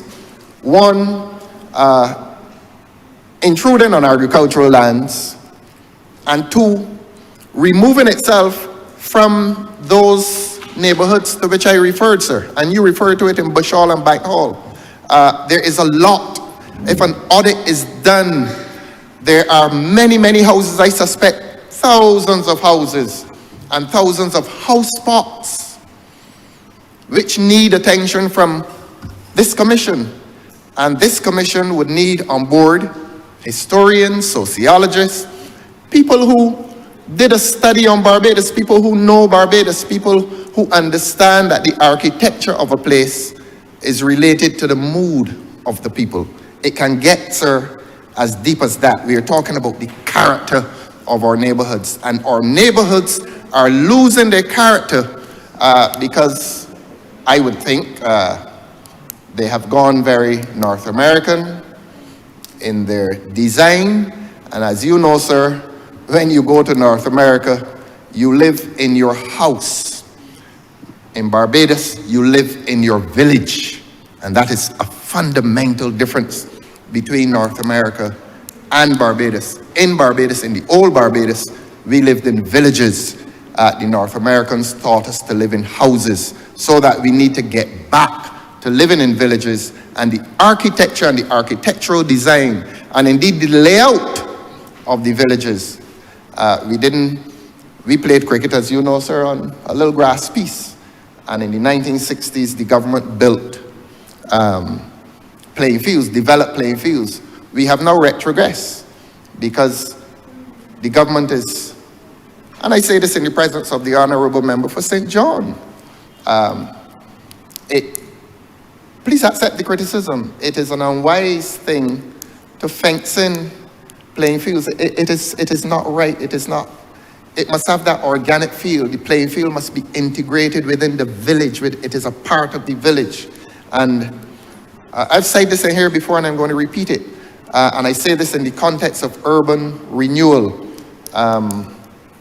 Please make those recreational areas once again a part of the village, a part of the communities. Please make it an organic part of the community. The community, the houses must be a part of the recreational area. The recreational area must be a part of the housing. So that there's, in response to what the acting Prime Minister said, I want to say to him, through you, sir, that there is a large housing stock that needs renewal across St. Michael and indeed across Barbados. There's a lot of work to be done, but unfortunately, the Ministry of Housing seems to have gone on a frolic of its own and is creating these very sterile environments. You're just planting some concrete on some previously agricultural land, and the community lacks character. It does not lend to any serious interaction. As I've said, we are replicating North American and European lifestyles where people become known by a car number and not by a name. As I said, and I repeat, we have ceased to live in villages and we are now living in houses after a North American style. And you know what is the consequence of that. And the only effort, the modern effort towards community integration now is by a community chat group. So even then there is little interaction in Barbados. The point is, we need to resolve that problem by revisiting urban Barbados and making a serious effort to genuinely renew urban Barbados. And in a very practical sense, as this legislation contemplates, go into those communities, do an audit, look at the houses that need renewal. As the legislation says, issue your notice and work on that house. And that will provide employment for many years for our young artisans who can go to the Polytechnic and be trained. I understand that is now a lot of people can't get into the Polytechnic because of the large numbers. So that is a good sign in this country, that we have a lot of young people who are willing to be trained in technology, and technology includes house building and urban renewal. So there would be employment for many, many years to come. But apart from that, we would be reinvesting in our communities. You know, sir, and I know, you know, sir, that a lot of those old communities, the Britons Hills and the Carrington villages and the Grisettes and the Bush Halls, they have suffered from migration out of the communities. A chap reaches the age of 25, 30, and he takes a wife and cleaves and leaves that community. And the old lady or the old father stays there and dies, and the house literally falls down. There is a case for reoccupation of those houses. There's a case for this commission to identify that phenomenon, the phenomenon of emigration out of the communities, resulting in social and physical decay. You see, the consequences stretch far, that when people migrate from a community, young people and relatively young people migrate from a community,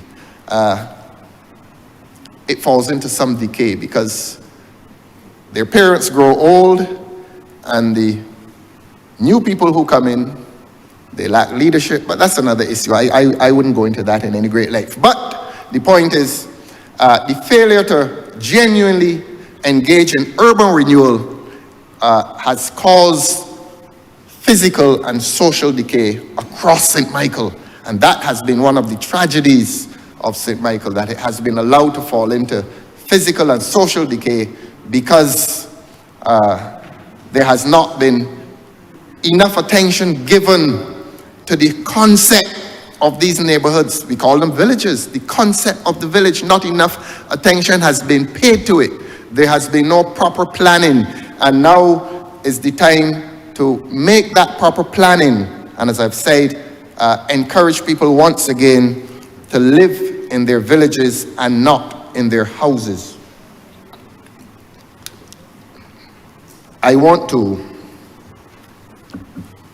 So I will sum up that portion of my speech by asking the government, I suspect my cry may be a little late, but to reverse the housing trust that is taking attention or focus away from these established communities that have been lived in for over 100 years, and reverse this policy and this thrust towards going into agricultural Barbados and planting what are really very unattractive houses, which really are not communities. They just become holding pens for people, and they're very expensive. And that if the government goes back into these traditional communities, building a house according to the traditional design and means could be a lot cheaper, than trying to create these communities, these new communities where sweet potato used to be planted or canes used to be planted. I would wish that the government would reverse itself on that trend of development. As I said, and I repeat, there must be thousands of house spots, and there must be thousands of dilapidated houses. I saw one in the Bayland this morning. I'm going to take a photograph of it this week so that I can give publicity to this phenomenon, to this crisis of social and urban decay across St. Michael. I repeat, sir, there are several lots across St. Michael, vacant lots, and there are several abandoned and dilapidated houses that can house a substantial part of this population. And the virtue in that, they would be moving in. We put some young people, the grandchildren and the great-grandchildren of the people who previously occupied it. And they can get the chance to live the lives, the peaceful lives that their grandparents lived in these villages that were known for the peace and serenity that God gave to this country in previous times. So that is my suggestion to the government, that this commission will offer that chance for genuine urban renewal, and in so suggesting, I am once again asking the government to cease this incursion into the agricultural lands of Barbados, trying to create something that really ought not to be created in this country. Please take the work of urban renewal back into the urban communities, back into the villages, and pay some attention to that. Now, that used to be happening, so this is not any reinvention of the wheel. The Honourable Member for Christchurch West more than once, and I don't think he did it unwittingly, more than once praised the former deceased Prime Minister, Mr. Owen Arthur, for this initiative. Yes, he did give birth to the idea of the urban and rural commissions. He did give birth to that. Of course, he died without a party. I think he resigned or something like that. Perhaps if he had lived, he would have gone back to the Democratic Labour Party where he started. But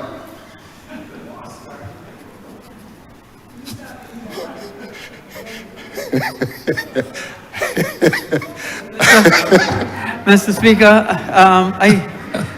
I could not let that one go amiss. Honourable Member is misleading the House. I don't think he I intended think he to. may be mistaking himself with the honourable member, the former member for St. Peter. Because the honourable member for St. Peter has only ever been a member of this house for the Barbados Labour Party and no other party. Unlike your opposition, who's been a member of both the Barbados Labour Party and the Democratic Labour Party, and I ain't sure which one he is, which day, but the honourable member is misleading the House. And let's not speak ill of the dead. Honourable member don't believe that he would like to speak on truth in this honourable chamber. I don't know if it slipped his mind or I have, on a lighter moment, I have lived long enough to recall that the former esteemed member for St. Michael West used to often remind this country that a former Deputy Speaker, Mr. Ezra Ali, may God rest him, and Mr. Oinatha were, if not members, supporters of the Democratic Labour Party when they were young and wise men. And we used to hear that and hear very often. It used to upset Mr. Ali, but he would smile at it. And I know that in his latter days, Mr. Arthur may well have smiled when reminded that in the 1960s, when he was at Cornish Parry and then Harrison College, and then in his days at Mona, his nickname was Tass, by the way. And he was a socialist.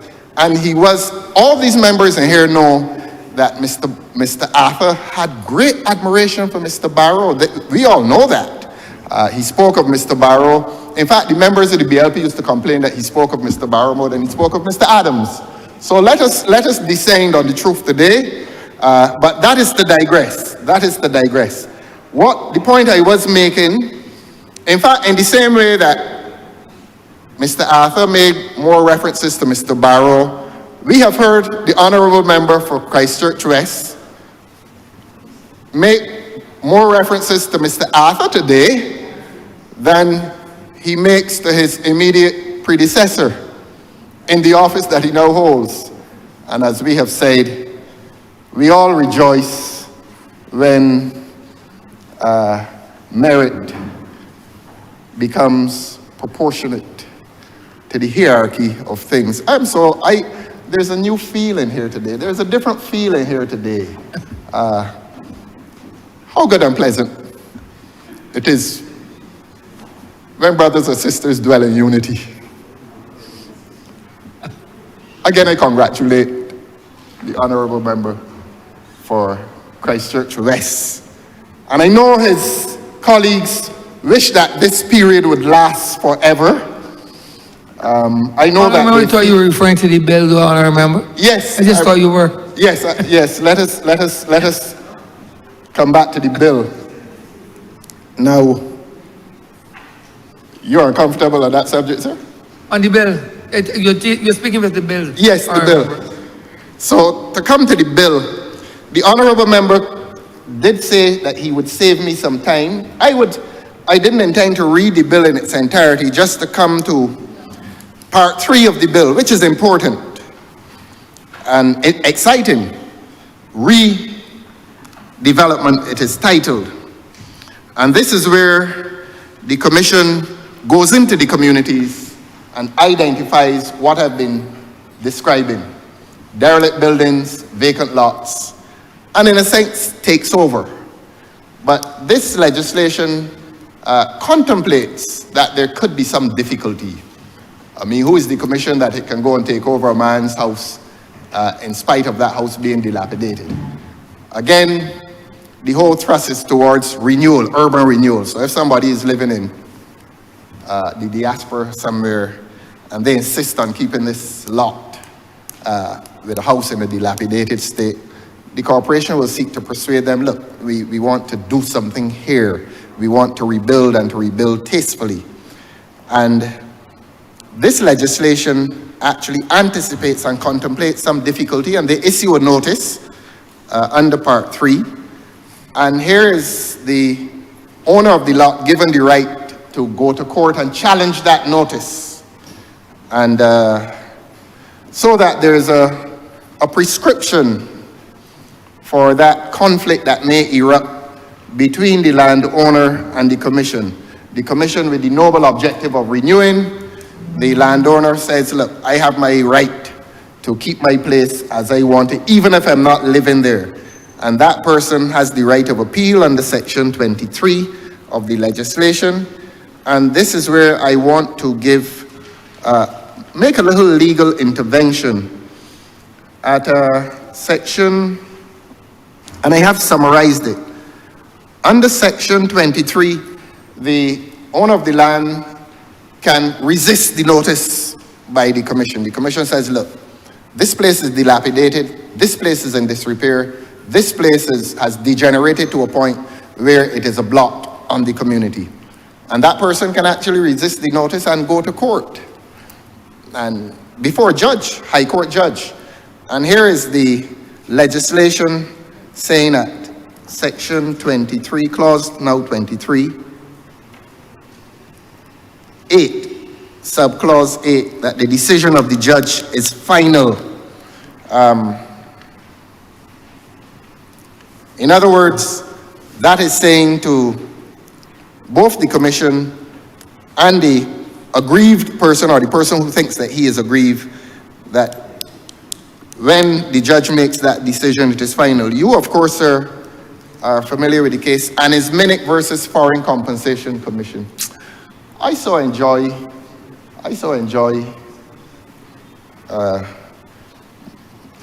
teaching the law in here. I would want to say to the acting Prime Minister that subsection 8 does not mean that it is final. That where the judge gives a decision on the question of, and the question of illegality remains, the person still may have the right of further appeal. But of course, to avoid the landowner may avoid this recourse. The landowner doesn't have to take this particular question of the notice as prescribed by this act by way of appeal to a high court judge. He can do a judicial review. He can do a constitutional motion, because this goes to the heart of the Constitution that speaks about the right to private property. I think it is section 21. I think so, not too sure. It's there, it's written there. Don't have to memorize it. So that I want to say to the Honourable Acting Prime Minister that section 22, subsection 8 does not necessarily make the matter final. As I've said, as I've submitted to his honor, that landowner may go around that recourse and file an application for judicial review. And that judicial review would be a review of the actions of the commission as a public body. And he can ask that the court finds that the action of the commission is unconstitutional insofar, or illegal generally, insofar as it infringes his right to the enjoyment of his property being private property. So that I'm advising you not to rest entirely on subsection 8, although the objectives of the commission are noble, because the broader perspective and the broader objective here is urban renewal. So let us come back then, in closing, to urban renewal. And let us state the point again that there is much scope for genuine urban renewal. And I'm going to mention the neighborhoods again, Your Honor. Britain's Hill. There's a St. Michael bias, yes. Britain's Hill, Bayland, Carrington Village, the city, Deacons, St. Stephen's, Cayfield, Grisette's. You have to go to Grisette's. Grisette's. You have to go to Grisette's. And Fairfield. You have to go to Grisette's. Have to go to Grisette's. Yes, you do. My beloved Grisette's. That's what I've been saying. You have to. Are yours too? And Bush Hall, and Bank Hall, and Waterford. And you go up Bridge Road. How lovely a place St. Michael used to be. I used to love walking across Bush Hall Yard Gap. by the mill and the woods. And you, sir, are now afraid to walk across Bashar Yard Gap. You, the Speaker of this House. Honourable member, be careful what you say. It may turn back to haunt you, honourable member. And so, Your word, honourable member, your word to the wise must be enough. I suspect that you may be afraid now to walk across Bashar Yard Gap. I suspect so. I don't know it for a fact, but I suspect so. But the point Honourable is, member, Bashar Yarba is not in my constituency. Just remember that. Neither is it in yours. Just and remember that. did we forget Jackson? You see, this is a whole urban environment that needs attention. All that I mentioned, St. Michael. I just named them individually to indicate to this parliament that I know what I'm talking about. I know St. Michael. Loving St. Michael and loving my country. I can identify every neighborhood in my beloved St. Michael, and I can identify every parish in my beloved country. And I urge the Ministry of Housing, again and in closing, to abandon the housing trust that is destroying agricultural land in this country, to pay attention to a St. Michael that is falling into physical and social decay. And since it will be one corporation, one commission, to move in to rural Barbados, and there is also in rural Barbados a housing stock that is falling into decay for one reason or another: emigration out of the country, impoverishment. There are many reasons why there is decay. And if it is done in this way, there will be no reason, for example, to do what the government did a few weeks ago, going to Searles or go to Bullins Agricultural Station and build these things. There's a lot of scope in the existing communities. What are we doing to these communities? This housing trust is neglecting these communities, and more than neglecting the communities, it is destroying the community life. And I wouldn't go into that, sir. I wouldn't go into that, but the housing trust is neglecting the lived-in and established communities.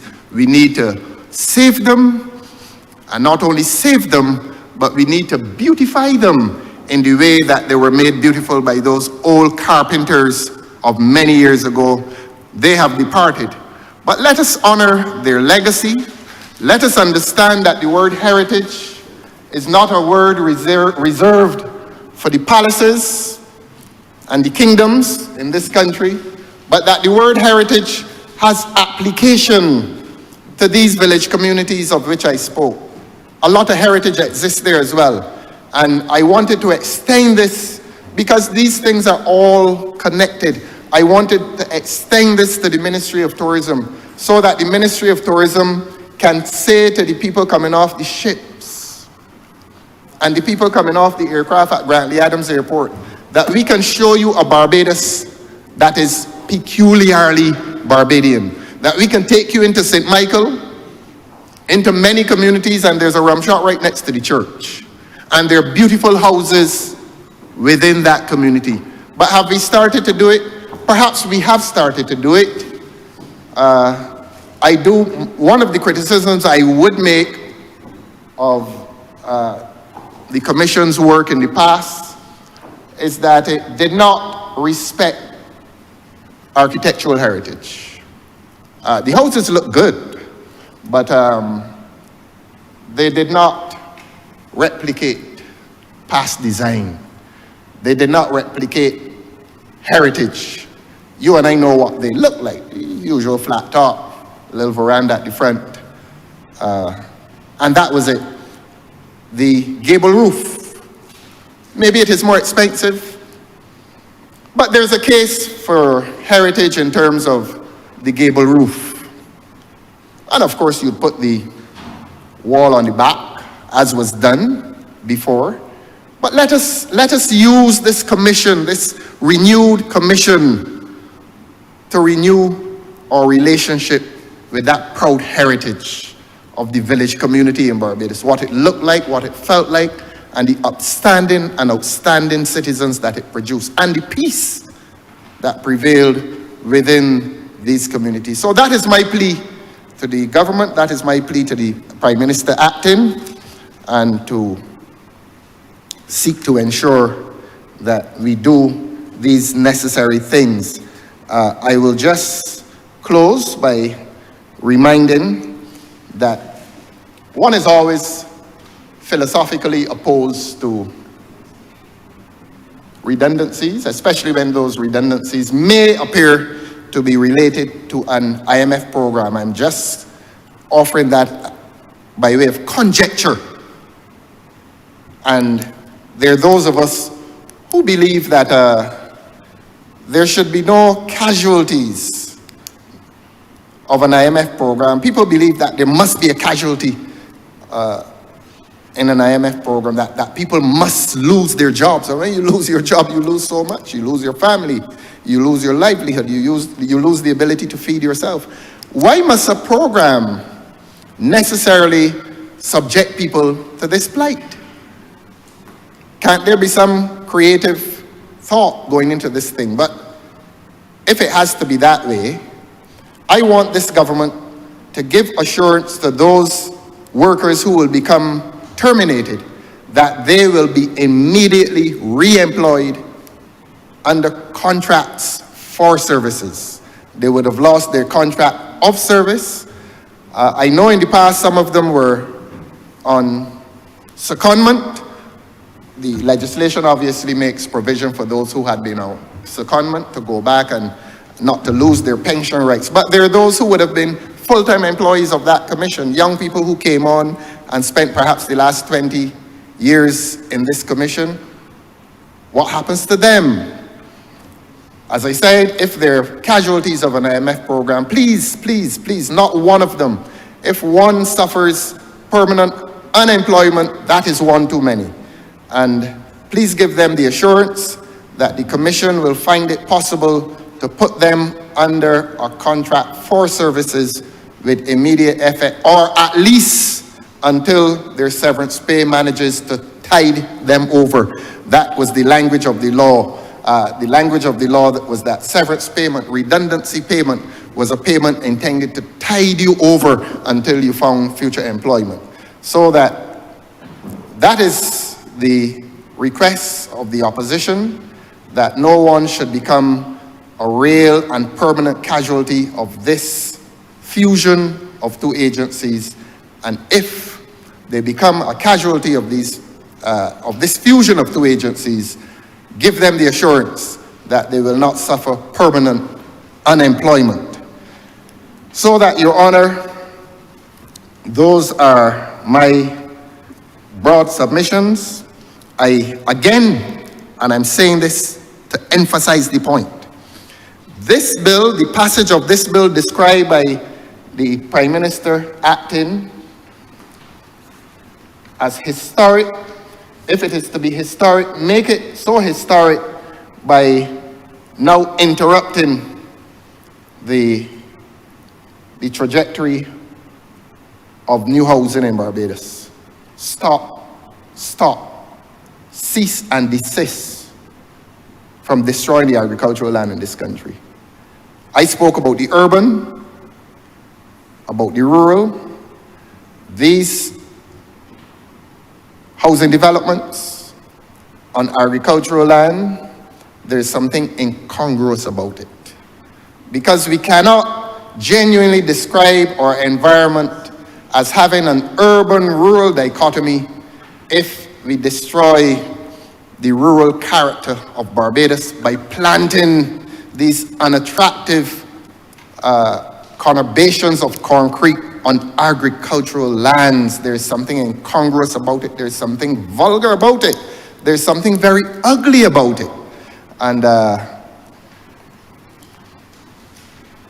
insist that the Housing Trust, outside of the mandate of these two commissions, which will become one, I insist that that trust is destroying Barbadian heritage in a very real way, So as I've recommended and prescribed for urban Barbados, so also do I recommend and prescribe for rural Barbados, that the commission rebuilds the villages, the rural villages in Barbados. They're small. You're driving through the country and you drive for a mile, one sprouts. That is to say a village. And you drive another mile, mile and a half, another sprouts. So that the work in rural Barbados by this single commission may even be easier. Again, emigration to other countries, death of the householder, all of these factors have caused the degeneration and indeed the disappearance of the village. It will be easier, I suspect, in rural Barbados from St. Lucie to St. Philip, and perhaps more so St. Lucie than St. Philip. St. Philip has been more energetic and active, but St. Lucie, and you come around the east and to Central St. Thomas and so on, and St. George, there are these little villages that sprout amidst agricultural Barbados. I urge the government to revisit those villages and to rebuild the villages on the lands. And those villages were built on the lands because those lands were characterized and described as rab lands. In other words, it was a rock face protruding above the earth, and the earth that surrounded it was good agricultural earth. Please, government, please preserve that. And please rebuild the villages on their existing lands. And if at all there are to be new villages built in rural Barbados, please identify rab lands and leave the soil. And I want to give this last example. The Pool Land project is a tragedy, you know, it is a tragedy. That Pool Land project, abandoned as it is, there used to be sweet potatoes grown there. That was very, very good agricultural land. And that is an example of the tragedy that has been the modern housing trust under the current government. I would ask for a cessation of that initiative. I would ask for a cessation of that trust, and to leave the agricultural lands in agriculture, particularly in a global environment in which there's a tariffs war going on. And the trade specialists would remind this government and tell this government that that trade war that is going on is going to cause an increase in the price of food to this country. So you see, sir, all these things are related. So your housing trust must be rational. Your houses must not go on agricultural lands. Your houses under a FUSE commission, Rural and Urban Development Commission, must focus on the existing villages, must focus on rab lands that may be available, and to please leave the agricultural lands alone in an environment in which a food crisis is looming for this country, in an environment in which a food crisis, the early part of a food crisis, is manifesting itself in the shortage and or the unavailability of staple food products. I'm not going to stand here and name all of them today. I'm not going to go back to that. But your housing, and that is why this discussion is so important. Our housing must not destroy our food prospects.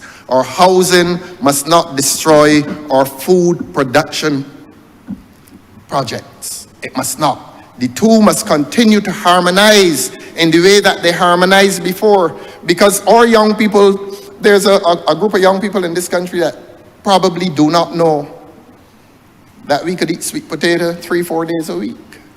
When we were growing up, how many households now can eat sweet potato 3-4 days a week? While we condemn our children to the fast food. Housing is related, therefore, to agriculture.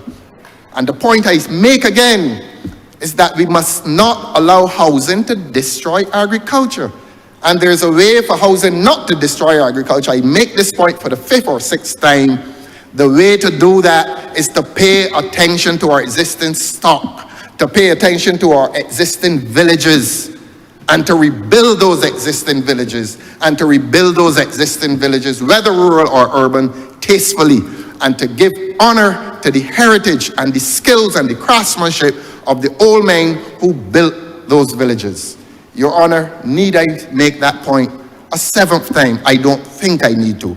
I just want the government to appreciate that the legislation which involves the fusing, according to the reasons advanced by the Honourable Prime Minister acting, there's some merit in that, except that we remain philosophically opposed to redundancies pursuant to an IMF program, and if contracts for services will solve that problem, then we can say, well done. But we wait for that to happen. Let, therefore, this new trust, in the words of the Honourable Member for Christchurch West, realize itself in streamlining and improved efficiency, better resource management, better coordination and support. There's a lot to be done. Let us see that work being done within the villages and the communities of Barbados. We, on this side, both in this place and the other place, do not wish to live in a Barbados in which the housing trust is not beginning among the existing neighborhoods of this country. There's a lot of scope there. Your Honor, I've repeated that often enough, and I'm grateful for the time that you've given me. I'm obliged to you, sir. Honourable Member for St. George South. A pleasant good morning to you, Mr. Speaker, members of this chamber, those who are here as guests, members of staff. It's indeed a week where most persons show love. At least some people. A week of love. And Mr. Speaker, I not plan to speak in this debate. But I just heard from the member for Christchurch. Yes. Christchurch South. I nearly forgot that, Mr. Speaker, because I heard the member don't spend time in Christchurch South anymore. So that is going away from my memory, Christchurch South. But I decided to bring some clarity to some comments that were made by the honourable member, which has clearly displayed his lack of knowledge for housing in this country. And not only a lack of knowledge for housing, but a lack of knowledge for programs that were started by this government and programs that were indeed terminated by the administration that the honourable member for Christchurch South leads at this stage. And it would do him well when he comes to this chamber, instead of repeating the same thing over and over and over and over every 2 minutes, a speech that I figure could have been done, member for St. Michael South, in about half an hour. He continues to repeat this thing about agriculture and housing. And he's making himself look so silly, Mr. Speaker, the member for Christchurch South. He's making himself look so silly. Because when you continue to say that we are taking lands, agricultural lands, and turning it into housing, I would like the member to take his memory back to the years 2008 to 2018. Indeed, in the constituency that I represent, and I mentioned this in this chamber, but I am not going to be as repetitive as a member for Christchurch South. But as you journey from Bordet Hall Police Station, going east, heading to St. Philip West, you have to stop in St. George South in a place called Valley Vista in Bordet Hall. And that was about some 4 to 5 acres of land, Mr. Speaker. Agricultural land. The honourable member talked about potatoes. But my dear mother and father, they're still alive, bless them, took me to Bordet Hall, Lower Graves area to be exact, to dig potatoes, sweet potatoes 1 year. And they took me another year to dig yams. And Mr. Speaker, in 2009, the Democratic Labour Party took up 4 to 5 acres of land, and they turned it into a housing estate, Mr. Speaker. Turn it into a housing estate. You know, it is silly, Mr. Speaker, if that's parliamentary or unparliamentary, sorry. For the honourable member to come to this chamber, it speaks to ignorance on stilts, Mr. Speaker. Every single week, he speaks to picking up agricultural land. The pine plantation, the oldest housing estate in this country, was built on agricultural land. I would like the honourable member to stop it. I think the Barbadian public and those in the diaspora, persons call me and ask me if the gentleman is ignorant. The honourable member for Christchurch South, Mr. Member Speaker. one has to be. Honourable member for Withdrawn, St. Mr. George South. Speaker. Right. Please. It pains me to no end. I think he's probably suffering from dementia. But Mr. Speaker, let me congratulate the honourable member for Christchurch West for piloting this bill. Call it historic.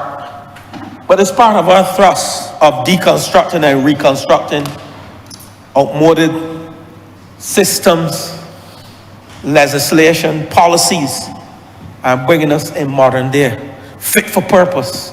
And this is what this bill is. And I want to congratulate you, member for Christchurch. That's not only you, but your team at both the urban and rural, and those other public officers within the Ministry of the Public Service and those who assisted, Chief Parliamentary Council. I want to congratulate them on this piece of legislation that seek to deconstruct and reconstruct.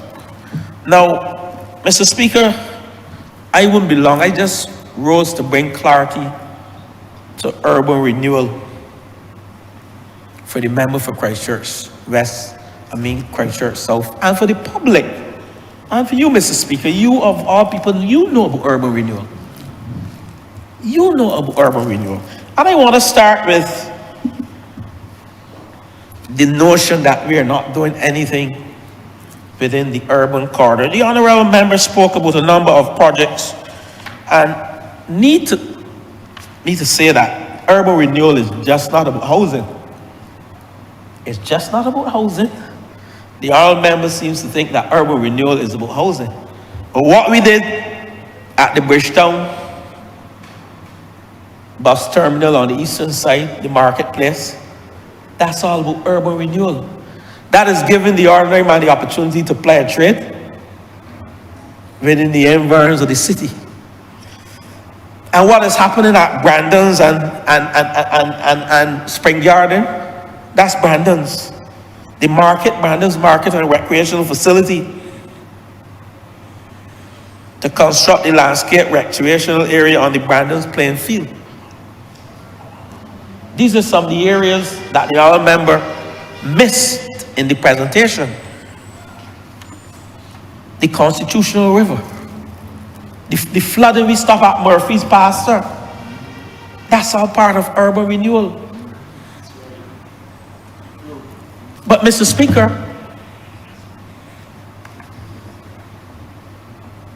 we have acquired land in the urban corridor to assist with the urban renewal. And I can list some of the areas to educate the honorable member. We just built 20 units on White Park Road at Alley's Court. 20 housing units. Then we went on the other side of the road, what we call Solaris Court. The honorable member was with me in December, early December. We opened 16 housing units. So that's 36 units on White Park Road to address the housing needs in this country. And the member for the city, he can tell you that the fire in Wellington Street that displaced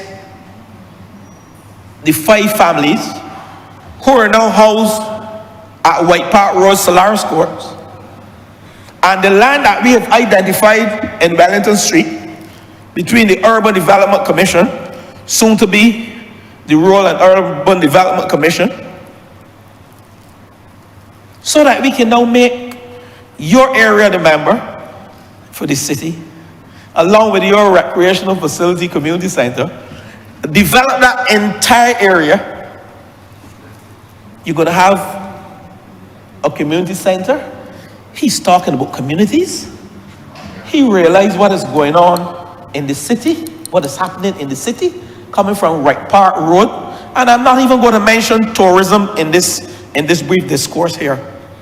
I'm just talking about creating communities, wholesome communities, community centers, housing, green spaces.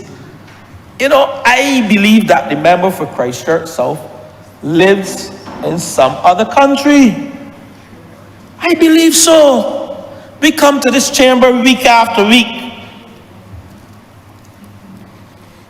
We come to this chamber week after week in the housing debate, and he has the audacity to get up this morning and talk about we are not creating communities in the urban corridor.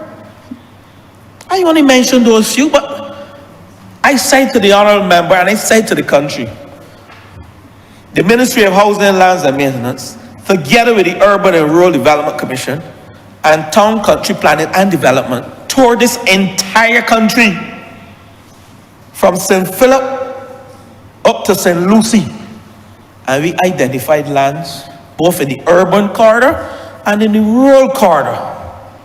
Because why? And let's create the context. We have at National Housing Corporation over 18,000 applications for houses. I came here this morning at 15 minutes after 10 o'clock, speaking to a young lady who will be evicted by a landlord. And let me pause here because we are going to address landlords shortly. I'm sending the signal to landlords in this country. We will be addressing landlords shortly.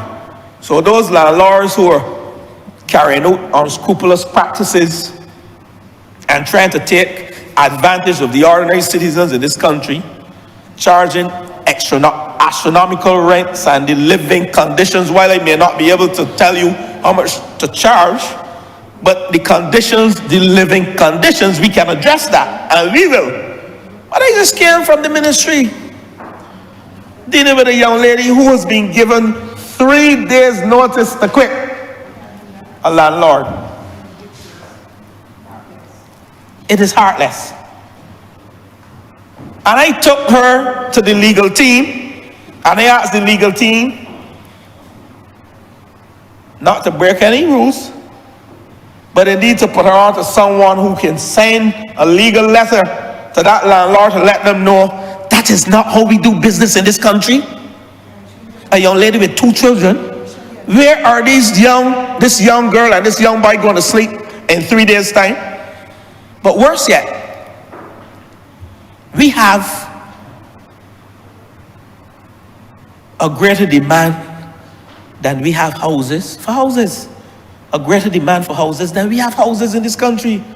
So when the honourable member for Christchurch South gets up every week after week and turns a 15-minute speech into a 2-hour speech saying the same thing over and over about housing, he's living in the clouds. His thinking, his whole mindset, and I'm surprised for an intelligent man, well-schooled, to make such comments that are clearly outside of the scope of what this country needs, just to be an opposition. Just to be an opposition. We were the opposition in this country. And when we made comments in this chamber, we didn't only make comments, we came with solutions. We offered the government of the day then the opportunity to endorse, analyze, and if they wanted to, act on recommendations from us as an opposition. We don't get anything edifying from the gentleman who represents Christchurch South. It's all criticism, and he said that he's here to criticize. He said that in this chamber. He is only here to criticize the government. No, he made one good point. And I give credit where credit is due. The honourable member said that we need to maintain in some areas the Bajan vernacular with housing. I support that. But that came from over here.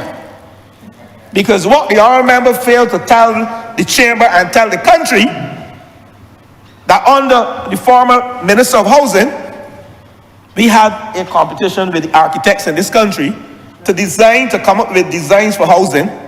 And they did that, respecting the Bajan vernacular. So he's not bringing any new ideas to this chamber. He's repeating what he heard over the site. So I rose really to bring clarity to these issues. It's a good point that he raised, but he didn't go on to say, well, the government, while I was over there, came up with these ideas.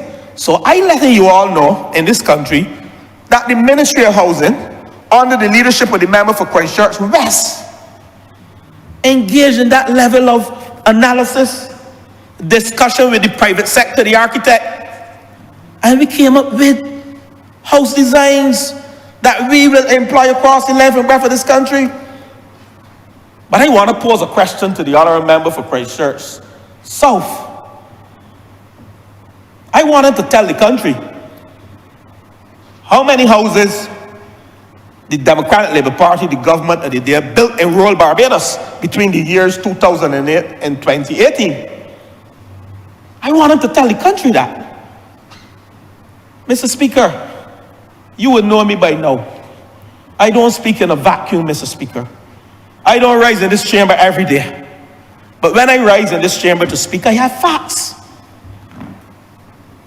I have facts. And I can tell you, Mr. Speaker, that the Democratic Labour Party went to Parish Land in St. Philip under a former Minister of Housing, started 108 houses that stayed 80%, not even 80% completed. Because when you went, the member for Christchurch West, when you visited and you took the pictures of those houses, they hadn't steel, yes? But Mr. Speaker, no one could occupy those houses at the time. 108 houses. I want the member for Christchurch South to tell the country the housing record that he's talking about. But we're putting up basic houses and houses that don't maintain the landscape of this country. I'm here to correct that. I'm here to correct that. Because all he's saying to me and to you and this country, that the public servants, the planners, the architects, that they're not worth their salt. He's speaking to 150 houses.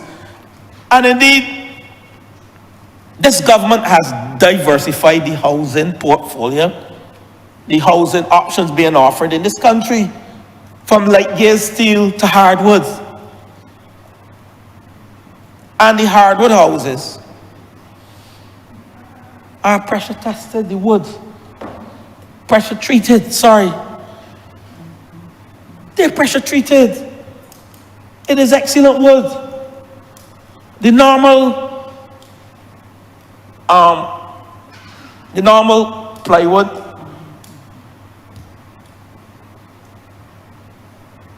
they're not like the hardwood that is pressure treated. They're just heat treated. The normal pine, sorry, they're just heat treatment. I don't want to get into the technical details here. That's not the debate. The debate is about urban renewal and the bill that was passed in this chamber. But I cannot allow these things to be said day in and day out in this country.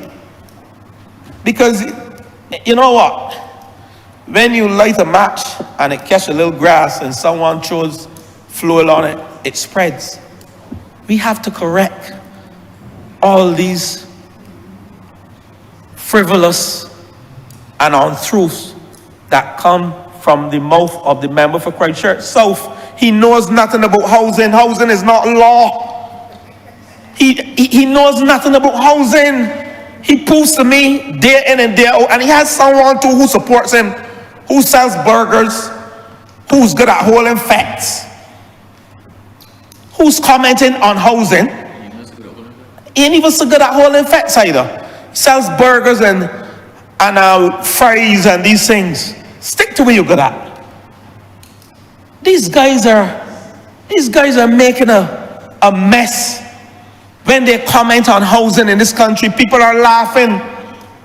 People are laughing. I'm not going to get into hope. I'm going to have my say in this chamber shortly on hope and on NHC and on the general policy proposals on housing. But Mr. Speaker, those 108 houses at Parish Land, the good member for Christchurch West, we came up with a plan. The acting Prime Minister, we are a team. What the honourable member fails to recognize, this group is a team. We may not agree every day on everything, but it's a team.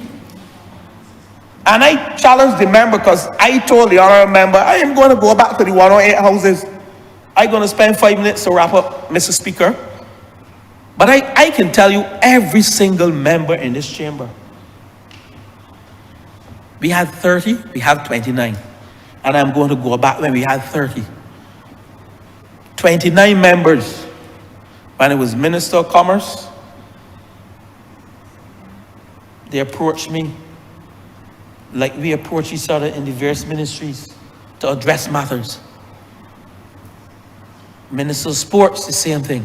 I approached them, they approached me. Now Minister of Housing, same thing, 29.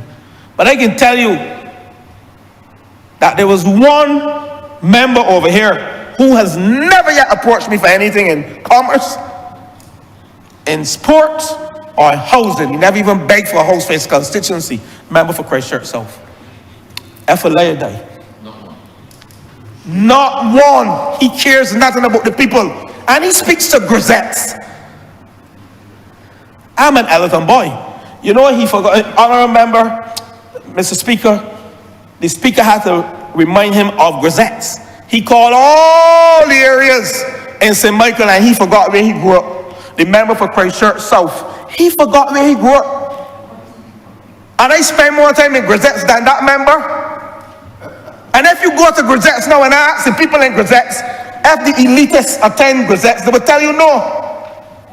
If he goes to grisettes, the elitists don't go. And I'm very serious, Mr. Speaker. The honourable member for Christchurch South hardly spends time in grisettes. He is elevated to the heights and the terraces. He comes to this chamber and says, I am taking up land to give houses to poor people. And I understand why he said that. Because he ain't care about poor people. Yes, we are taking up land to give houses to poor people. He said that in this chamber. Mr. Speaker, I tell you when I get up in here, it don't be easy, you know.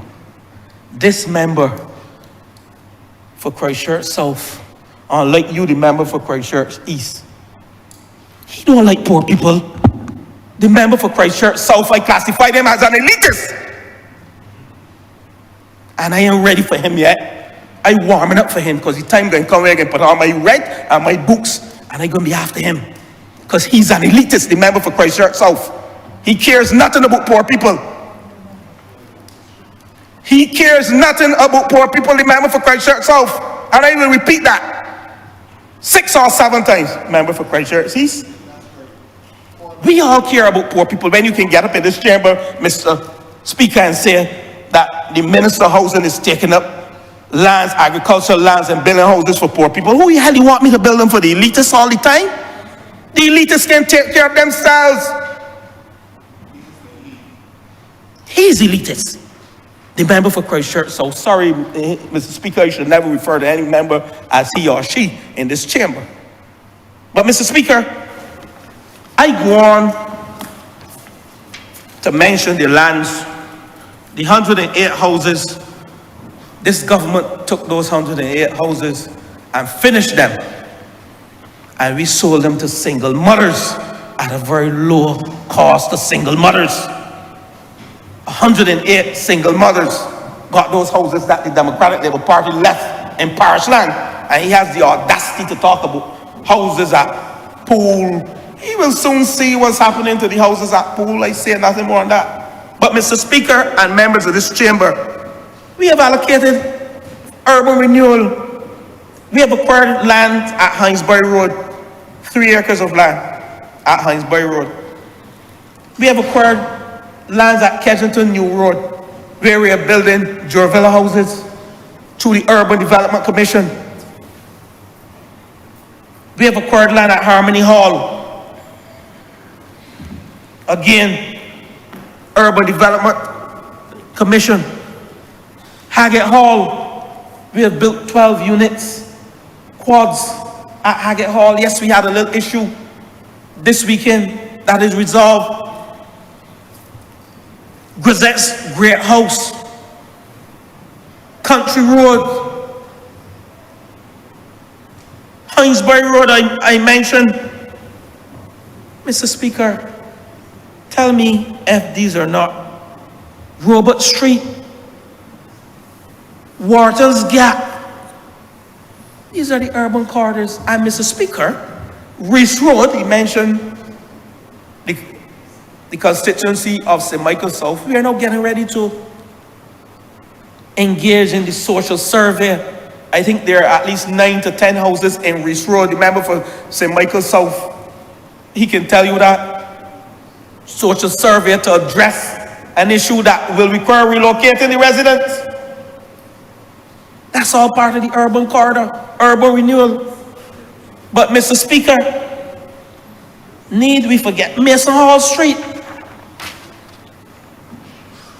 These are areas, Mr. Speaker, in the urban corridor.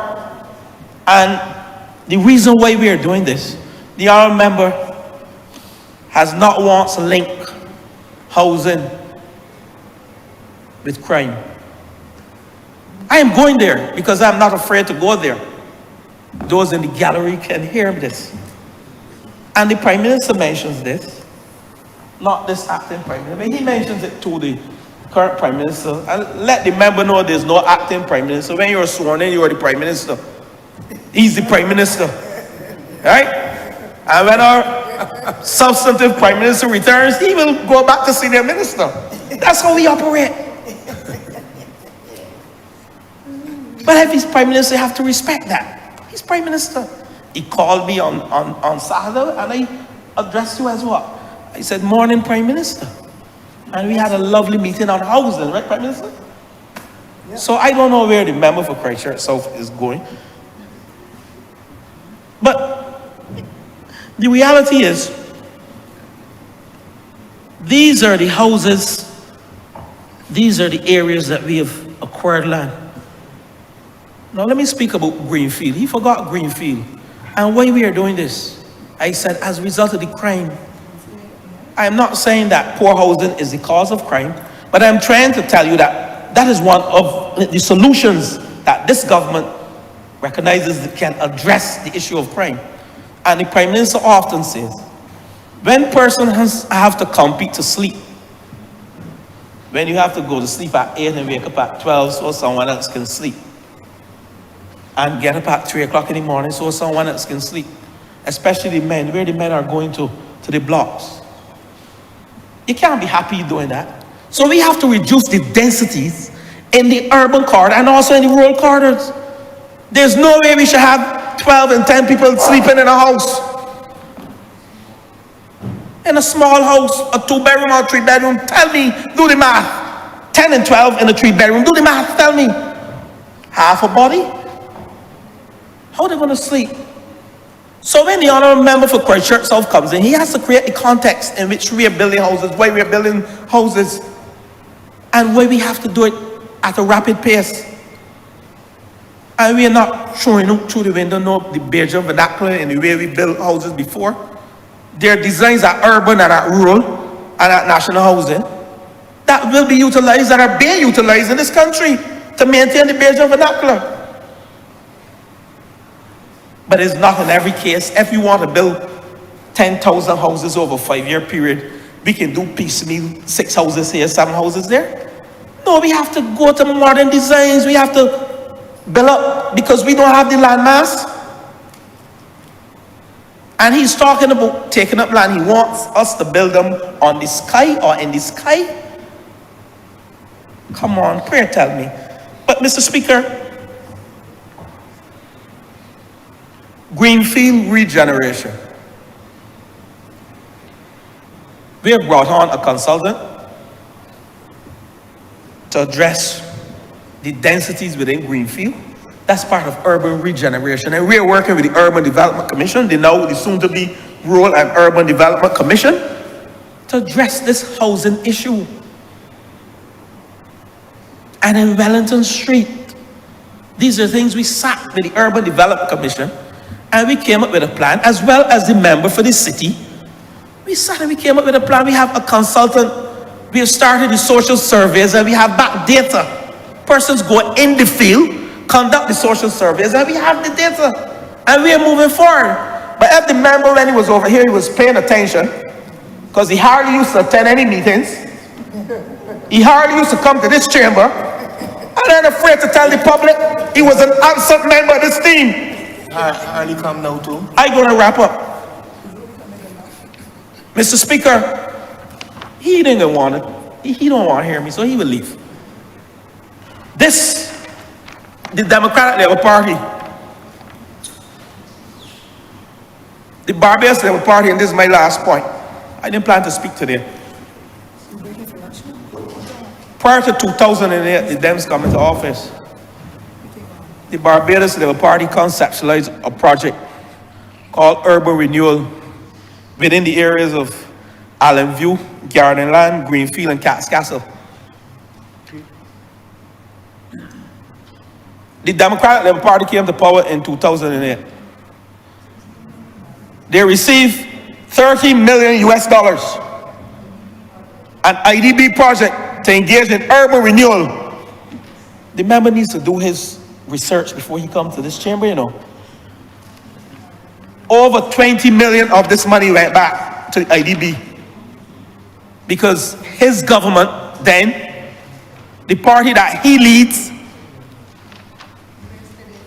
did nothing in these areas. And he has the audacity to come in here to tell us about urban renewal that we have started. Mr. Speaker, I tell this chamber and I tell the country, while we will not dwell in the past, we still have to understand why the Democratic Labour Party's government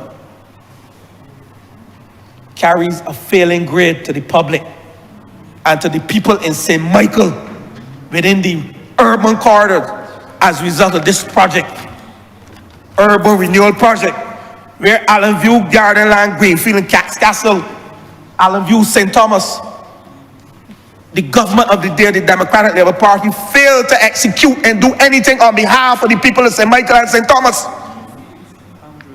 Greenfield, I mentioned, Cat's Castle, Garden Land. So we know that the people of St. Michael don't want to hear from the member for Christchurch South about urban renewal because they have a failing grade as it relates to the people in St. Michael and St. Thomas when it relates to anything to do with urban renewal. And Mr. Speaker, I want to commend the member for Christchurch West and the team at Urban and Rural Development. And I will say to you, you've done a wonderful job in deconstructing and reconstructing outdated legislation and policy to bring it into modern day and fit for purpose legislation and policy. And the only persons to benefit are those good people of St. Michael and those within the rural corridors, because we know that Rural Development Commission address issues of housing within the rural corridors. And I know that with this merger and with this new bill, there'll be renewed focus. And I'm confident that Barbados will be a better place to live, work, and do business as a result of these type of deconstruct and reconstruct that we're engaging in as a government. And with those words, Mr. Speaker, I'm obliged to you.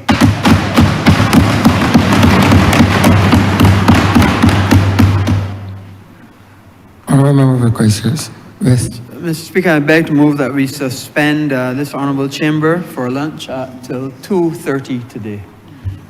Wait a second. The question is that this honourable chamber be suspended until 2:30 p.m.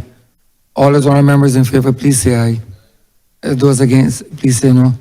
Me think the ayes have it. This honourable chamber stands suspended until 2:30 p.m.